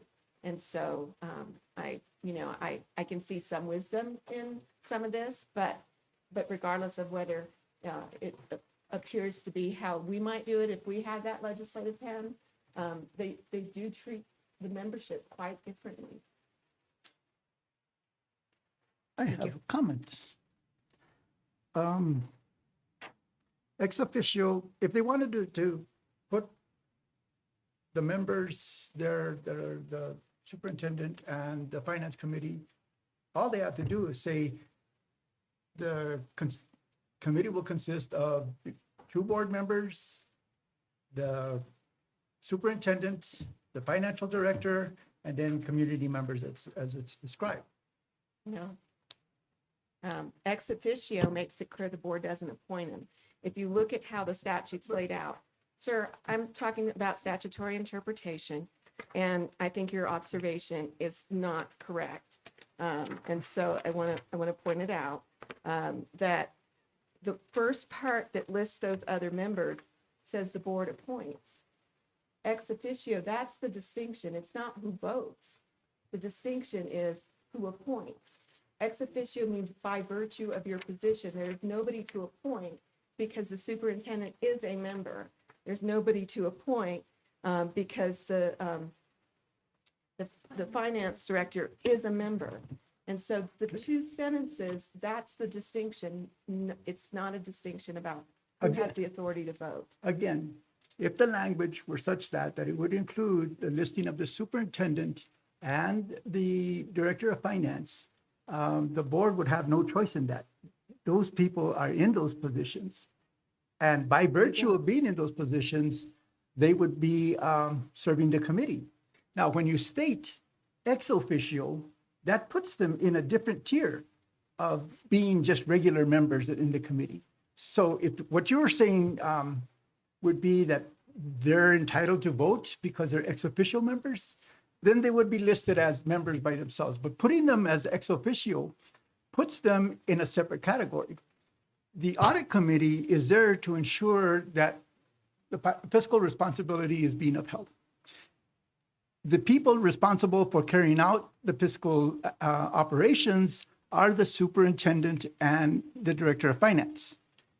How they could be allowed to have a vote when the audit committee is ensuring that they're doing their jobs correctly is contradictory. They are, in essence, they have a conflict of interest in stating a position as to whether they did something right or wrong. And I don't know, I'm sure forever, as long as there has been an audit committee in this school district, they've never had voting rights. And Mr. Guadiana, I have a lot of respect for you and your ideas. And I can understand why, if you were legislator Guadiana, what you're saying might be a arguably better, improved version of the statute. But your legal interpretation, I have to disagree with you on. There is no purpose for the board to appoint. And your definition of ex officio is incorrect. When the legislature has chosen to make ex officio members non-voting, they've said so. They didn't say so here. Ex officio, the definition, the plain definition of ex officio does not mean non-voting. This is an advisory committee, so at a certain level, I think that this debate is more academic because it's an advisory committee. And one of the things that is made clear by these guidelines is that neither committee has the authority to do anything other than advise. So I assume that if there was a fundamental disagreement in the committee, you know that can raise HR issues, that can raise all sorts of issues that would be handled in a completely different way outside of the committee. And one of the concerns I have is the perception that the committee it has some other role other than advising. And that's, the role is to advise. And it would need to then go through appropriate channels. If there was a belief that there was some sort of wrongdoing, that would not be for that committee to resolve. It's simply an advisory committee. Can we move on to the next part? Except for the part of where the question isn't whether the committee wants to review anything. It has to do with whether these two people have voting rights. And though you say the statute is written this way, it probably isn't consistent. I'm sure for the many years that it's been interpreted here, another lawyer has said, no, they're not supposed to vote. And you may be the lawyer of the day saying that, yes, they do have a vote. But you're our current legal Well, counsel. I'm giving you a definition. The definition is not my definition. It's the definition of the term. And I guess I'm also trying to figure out, when you say non-voting and voting, I have some serious concerns. What is the committee voting on? I mean, yes, to a certain extent, are you taking a vote to determine what the recommendation of the committee is? Because there's nothing to prohibit you from presenting all of the recommendations. One member thought this, one member thought that. It is an advisory committee, sir. And if you're arguing over voting, that is one of my concerns, is that there seems to be a belief that that committee has greater authority than in fact it has. It does not have the authority to do anything other than advise. And so if there's a disagreement about the advice, if the superintendent had one opinion about the advice and another member had another opinion about advice, there would be nothing to prevent the report from the committee to say one member thinks this and another member thinks that. Why is it so important to have a power structure in which you make that distinction when the statute doesn't do that? The practice of the audit committee has been to report the consensus, but also to report people that have disagreed with the consensus. And I agree with you on that. And so That should be the practice. that is our practice, That should be the and that is our intent. Now, for the superintendent and the finance director, they have the ability to speak to the board as well, and they can present their positions at that point. But the audit committee should be coming up with an operational observation of what's going on and making a recommendation outside of those people that are doing the actual operation. Well, it's interesting because the finance committee does not include those members at all. I mean, back to Mr. Terraza's point. And it's the finance committee that serves as the external monitoring committee. External monitoring would, as Mr. Guadiana is trying to suggest for the audit committee, not include those members. They're not on the audit committee. On the finance committee. So in many respects, Mr. Guadiana, I feel like your disagreement has to do with how the legislature sorted these obligations. And once again, your point is being made, but it's the point for the finance committee, not the audit committee. And I'm sorry that you think the legislature got it backwards, but what I'm expressing is what the law says. And it's not a complex legal analysis. It's the straight language of the law.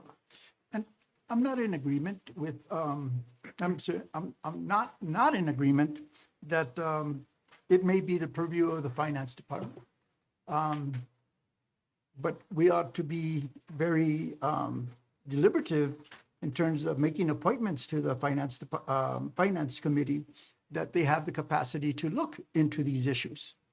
And in that sense, I'm okay with that. But the only thing I'm not okay with is the voting part, where it's actually the people that have a conflict of interest in voting. Well, and maybe the thing is to make it clear, nobody votes. It's not a decision-making committee. Right. Again, I think some of this is academic. That's fine. And if you bring all of the recommendations, including the nays, to the entire board, then it really doesn't matter. And I want to go back and underscore where we agree, because sometimes I'm not sure you always hear that.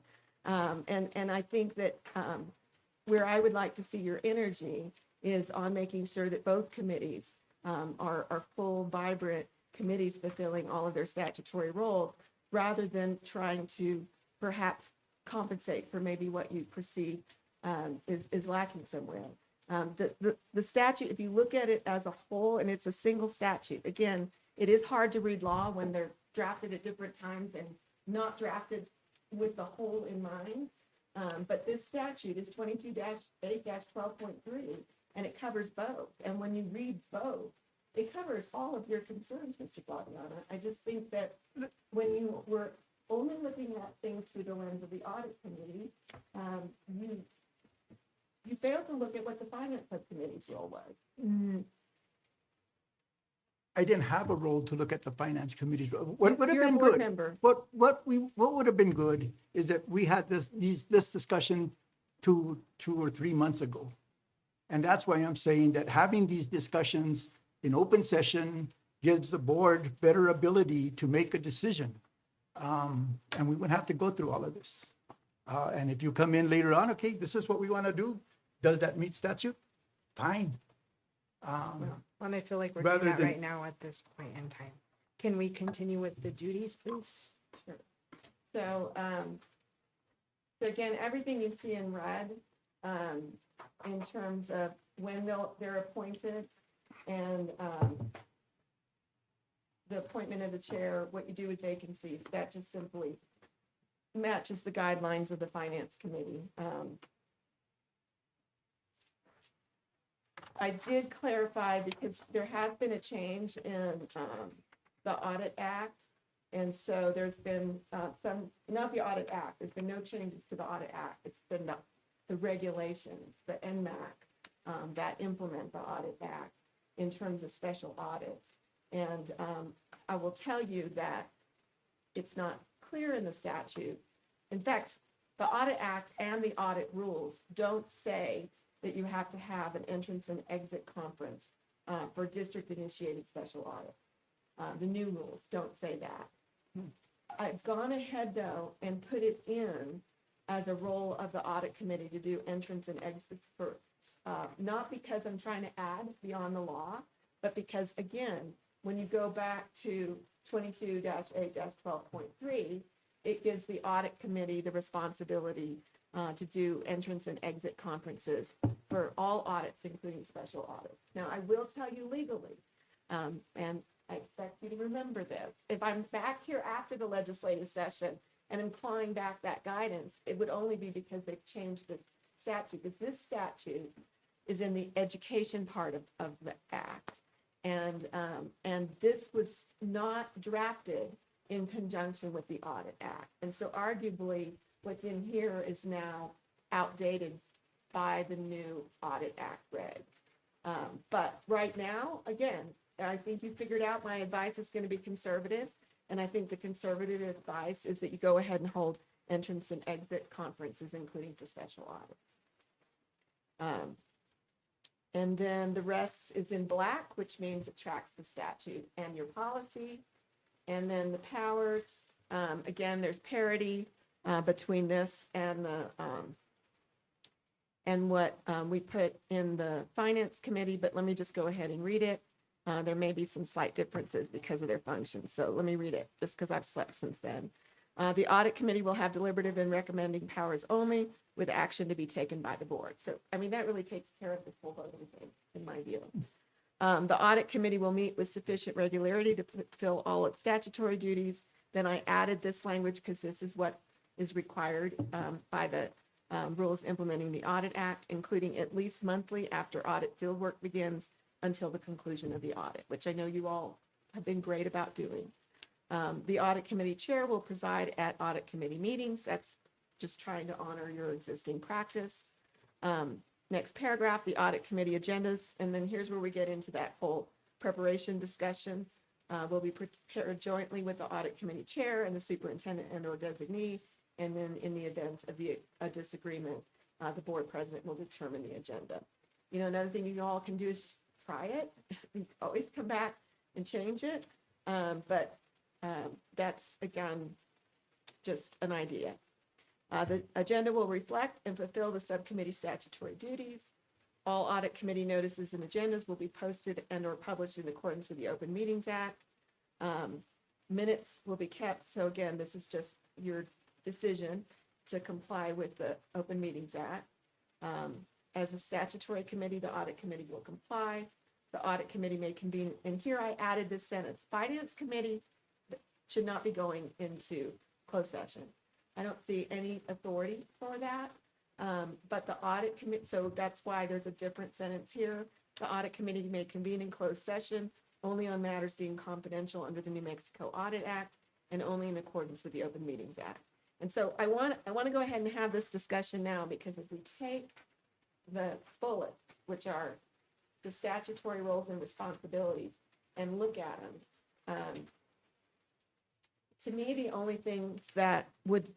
times that you would go into closed session is the third bullet of attending the entrance and exit conference, and then the meeting with the auditor at least monthly until the conclusion of the audit. And so, and then of course, being accessible, if that's part of being accessible to the auditor.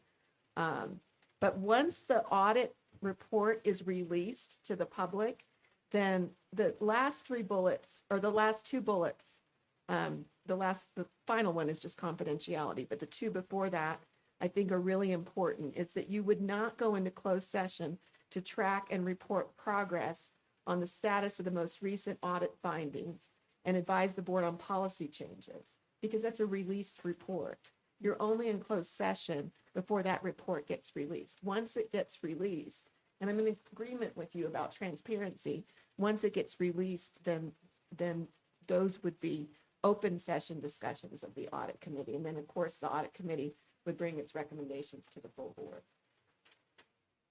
So I think you can see, having gone through the finance committee portion first, the similarities, and I think I've explained where there are differences, why there's difference in treatment having to do with the differences in the statutory language. So let's stand for questions.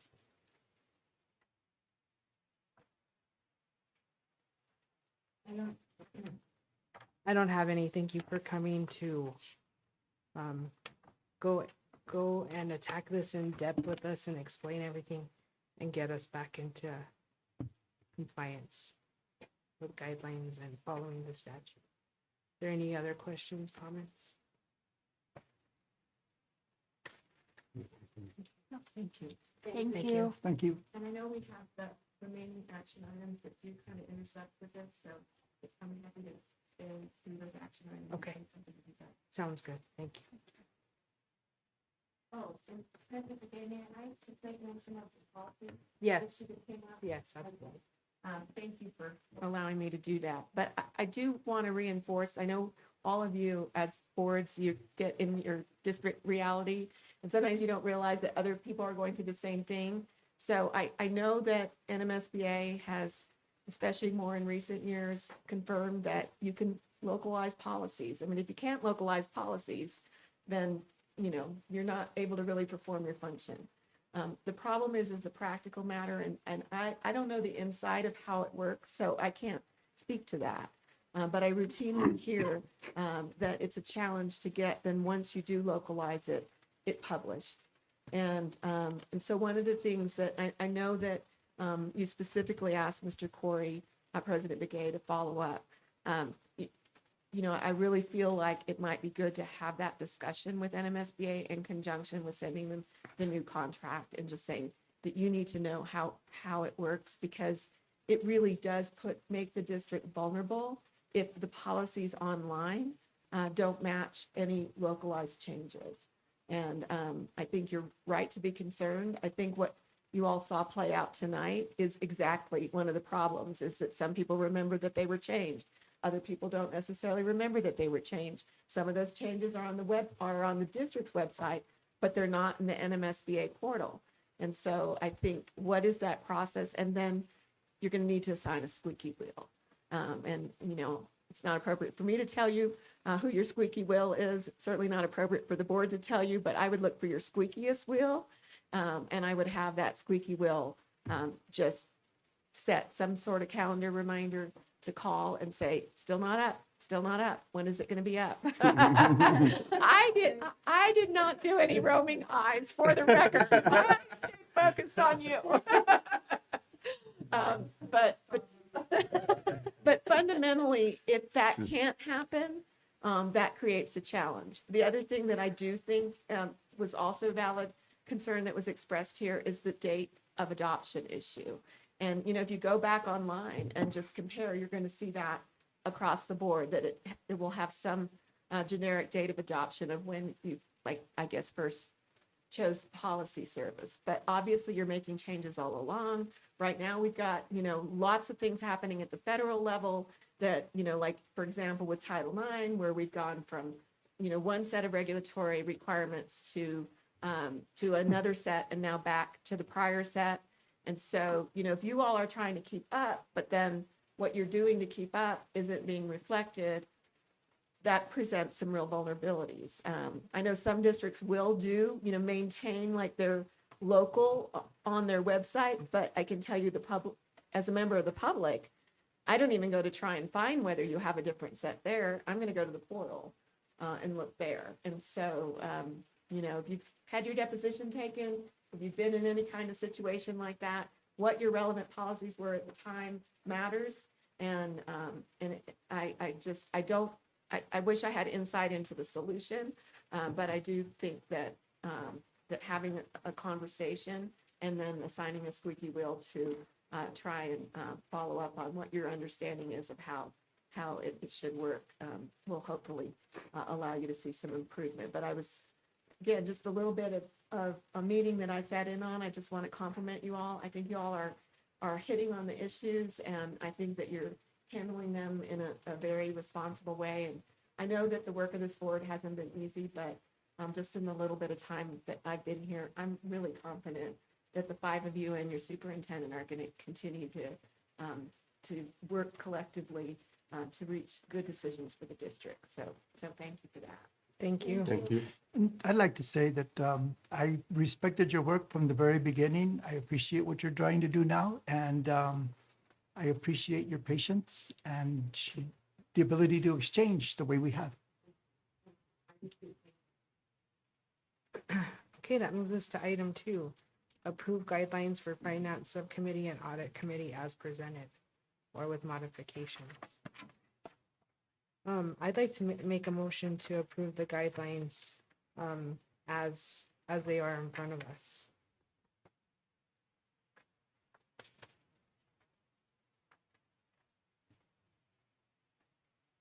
Do I have a second? I second. Any discussion? Yes, I would like to see the part where it states that the disagreements between the chair and the superintendent regarding the agenda, the board president will determine the agenda. That is expanding the authority of the board president, which is contrary to its very place. The board president cannot act on their own. Board presidents must be following the direction of the board. So whether it's an inconvenience for it to come back to the board to make a decision on an agenda item, it is better to do it without having the president violate their office by making a decision without the board authority. I disagree and would like to move forward with how legal counsel presented it. So I will not make a amendment to my motion. I have a motion and a second as presented here. I'm going to go ahead and call for the vote. All those in favor? Let's do a roll call vote. Mrs. Harden? Yes. Ms. Heredia? Yes. Myself, yes. Mr. Terrazas? Yes. Mr. Guadiana? No. Okay, it's still approved, 4-1. That moves us to item I, board election of the vice president, which was tabled on, January 13th, 2025. Are there any nominations for vice president? I would like to nominate myself again for vice president. Okay, are there any other nominations? I would like to be vice president. You'd like to nominate yourself? Yes. Okay. Any other nominations? I too will nominate myself. Okay. Any other nominations before I go ahead and close? Mr. Gay, if I may. Yes. The board just approved, the sanction, that would not have Mr. Bobby on for, the victim committees, or was it? Just committee. Just committees, Okay, yes. I stand corrected, I apologize. Okay.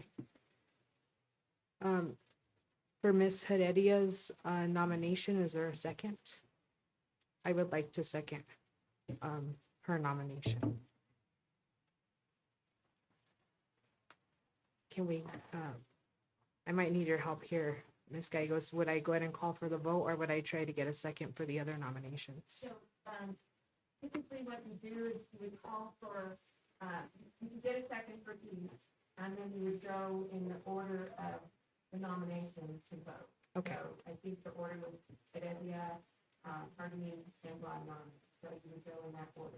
Okay, But you go ahead and call for the seconds on each, so you know whether you're voting on 3, you're voting on 2, or whether you're voting on 1. okay. Is there a second for Mrs. Harden? I'll second. Okay. And is there a second for Mr. Guadiana? I'll second that. Okay. Then I'll go ahead and call for the vote for Ms. Heredia to be vice president. All those in favor, I'm going to go ahead and do a roll call vote. Mrs. Harden, No. Ms. Heredia, Yes. myself, yes. Mr. Terrazas, No. Vice President, or I'm sorry, Mr. Guadiana. No. Okay, it fails. I'll go ahead and call for Mrs. Harden to be vice president. All those in favor, let's do a roll call vote. Mrs. Harden? Yes. Ms. Heredia? No. Myself, no. Mr. Terrazas? No. No. And Mr. Guadiana? Yes. So that has failed. All right, our last one is for Mr. Guadiana. I'll go ahead and do a roll call vote. Mrs. Harden? No. Ms. Heredia? No. Myself, no. Mr. Terrazas? Yes. Mr. Guadiana? Yes. Okay, we are in the same situation we were last time. So President Begay, you could, certainly, have it sit for the vacancy and, bring it up at a subsequent meeting, or you could, call for nominations again. Now to see whether, now that everybody has heard each other's votes, whether, you could rally around a single person tonight. Okay, I guess I'll go ahead and call for nominations again. Is there any nominations? Myself?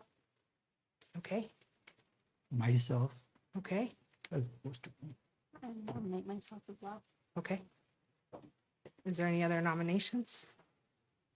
Okay, I'll go ahead and see if there's a second. I will second for Ms. Heredia. Is there a second for Mrs. Harden? I will second for Mrs. Harden. Okay. Is there a second for Mr. Guadiana? Okay. So I'll go ahead and call for the vote for Ms. Heredia. I'll do a roll call vote. Yes. Oh, I'm sorry. Excuse me. It was Mrs. Harden. We'll go ahead and call for the vote for Mrs. Harden. Mrs. Harden? Yeah. Ms. Heredia? No. Myself, no. Mr. Terrazas? No. Mr. Guadiana? No. Okay. I'll go ahead and call for the vote for Ms. Heredia. Mrs. Harden? No. Ms. Heredia? Yes. Myself, yes. Mr. Terrazas? Yes. Mr. Guadiana? No. With the 3-2 vote, congratulations, Ms. Heredia. You are now the vice president. Congratulations. Thank you. Okay, that moves us to item J. Board election of 2 board members to serve on the Finance Committee as required by the NMSA 1978 22-8-12.3. Are there any nominations for board members to serve on the Finance Committee? I'd like to nominate Mr. Terrazas to serve on the Finance Committee. I second. Okay, is there any other nominations? I would like to nominate myself to serve on the Finance Committee. I also second. Is there any other nominations? Seeing none, since it requires 2 board members, I'll just go ahead and still do the vote for Mr. Terrazas first. Mrs. Harden? Yes. Ms. Heredia? Yes. Myself, yes. Mr. Terrazas? Yes. Mr. Guadiana? Yes. Okay.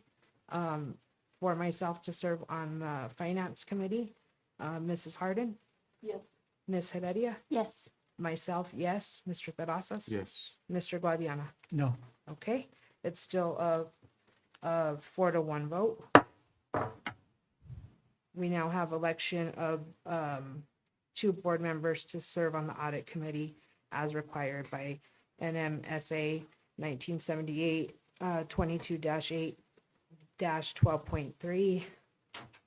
Are there any nominations for audit? Okay. I'd like to nominate Ms. Heredia.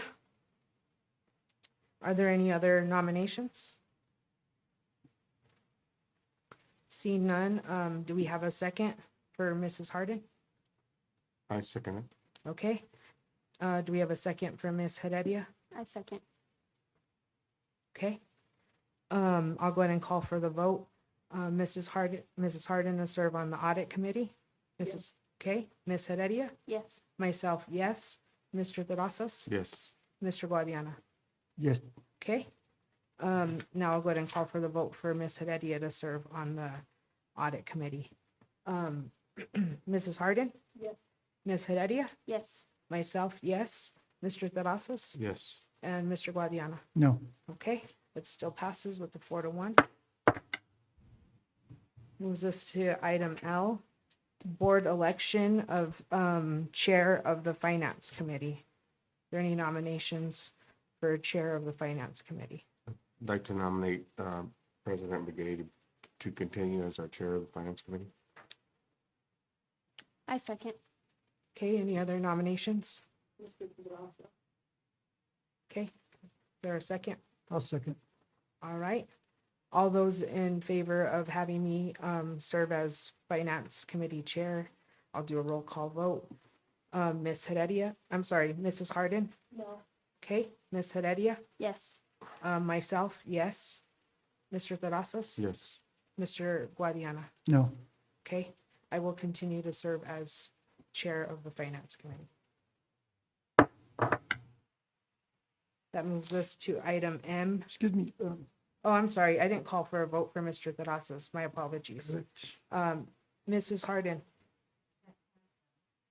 No, it has to be the person that gets the highest number of votes. Okay, I'll go ahead and do it. Mrs. Harden, we're now voting for Mr. Terrazas to be Chair of the Finance Committee. Yes. Okay, Ms. Heredia? No. Myself, no. Mr. Terrazas? No. Mr. Guadiana? Yes. Okay. Does not pass. That moves us to board election of the Chair of the Audit Committee. Are there any nominations for Chair of the Audit Committee? I'd like to nominate Ms. Heredia. I second. Okay, is there any other nominations? I'd like to nominate Ms. Harden. Okay, is there a second? Seeing no second, I'll go ahead and call for the vote for Chair for Ms. Heredia. Mrs. Harden? Yes. Okay, Ms. Heredia? Yes. Myself, yes. Mr. Terrazas? Yes. Okay. Mr. Guadiana? Yes. Okay. Congratulations. Ms. Heredia, you are now the chair of the audit committee. Thank you. Okay, that moves us to item N, discussion and election of a volunteer without a student attending school in the Cobre district to the audit committee. Would you like to speak to this? Yes, so President Begay, members of the board, if I may, just a reminder as to what statutorily that references in terms of qualifications. I just want to remind the board that that individual would have to be a volunteer member who has experience, thank you, a volunteer member who has experience in accounting and, or financial matters. But they would not be, because you already appointed the person who's the parent, right? Yes, at our last meeting. Okay, so this person could be a parent, they don't have to. But what they have to have is experience in accounting or financial matters. So either one would satisfy that, but accounting or financial matters. Okay, thank you. And if you look in our packet, we have, I believe, a resume or qualifications from both members. I'm trying to go through my lengthy packet here to find it. All the way in the back. Yeah, so all the way to that.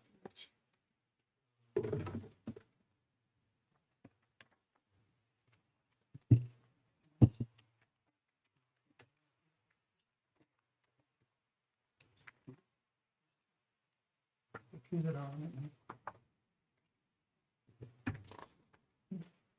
No, the new thing has something in it.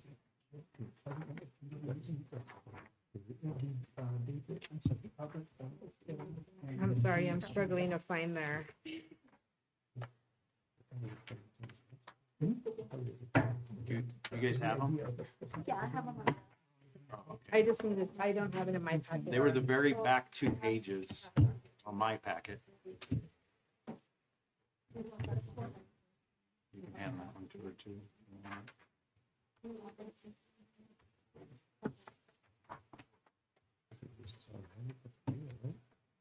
What is the committee, or what is the board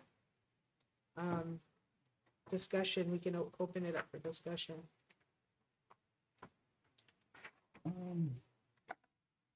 Having served on the committee, I've been privileged to work with the two applicants. And I found them both to be well-versed in financial as well, including construction management, in terms of fiscal management, state regulations, and working in federal grants. One of them was Mr. Esqueda was one of the people that found that the district had paid for work that was not done under the previous contract, and his interest in making sure that students receive what they what was paid for, and that it be done correctly, was extremely noteworthy. And it's a very difficult choice for me to choose one versus the other. The other one is Mr. Armendariz, who had been in accounting since they owned the Bailey's Food Market when he was here, as stated in the resume. But also, he was involved with, he was the county treasurer, managing millions of dollars, undergoing audits, and was invaluable to the committee. So either one of these two has great potential, and I have absolute trust in either one, actually both. And it's going to be hard to tell one of them they can no longer be a member after being on it for 2 years and resolution not achieved where they feel that they've accomplished anything. But that's all I have to say. Okay, thank you. It is, and I think we need to echo what Mr. Guadiana says. We appreciate their service and apologize for not being in compliance with the statute as written. And that is on us as a board. And perhaps this is one time to mention that it is local, we can make it local.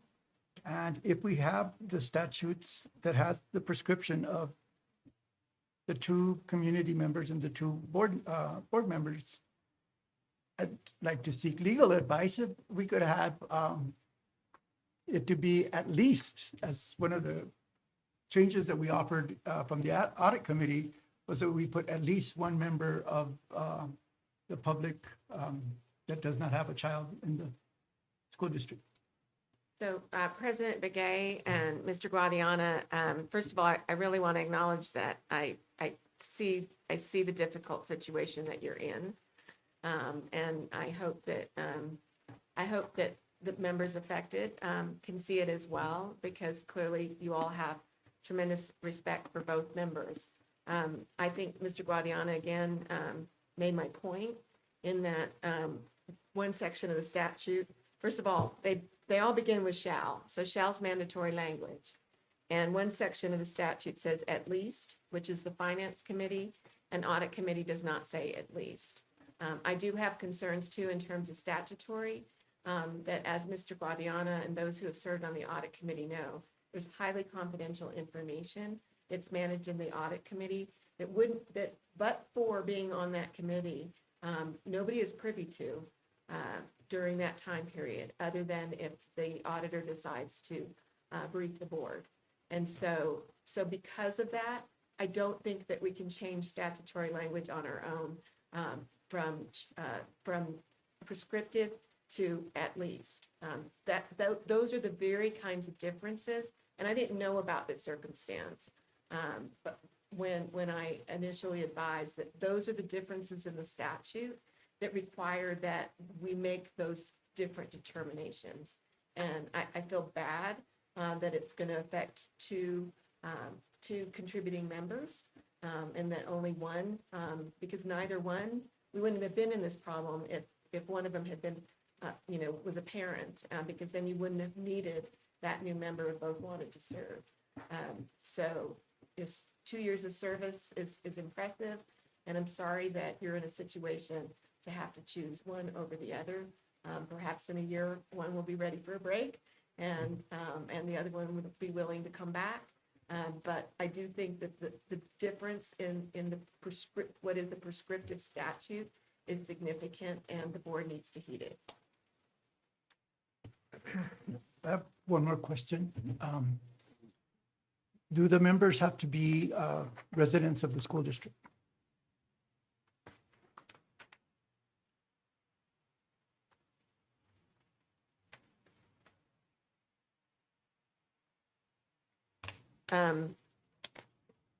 President Begay and Mr. Guadiana, the statute doesn't say.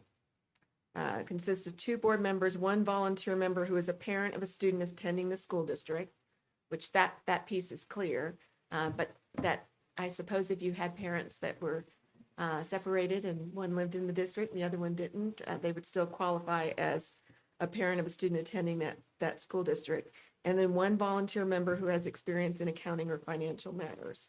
So it's silent as to that, and therefore I don't think that that would be a statutory prescriptive requirement, and that the board could have some discretion in that. Thank you. Is there any other discussion? Do we want to take a vote on who we want?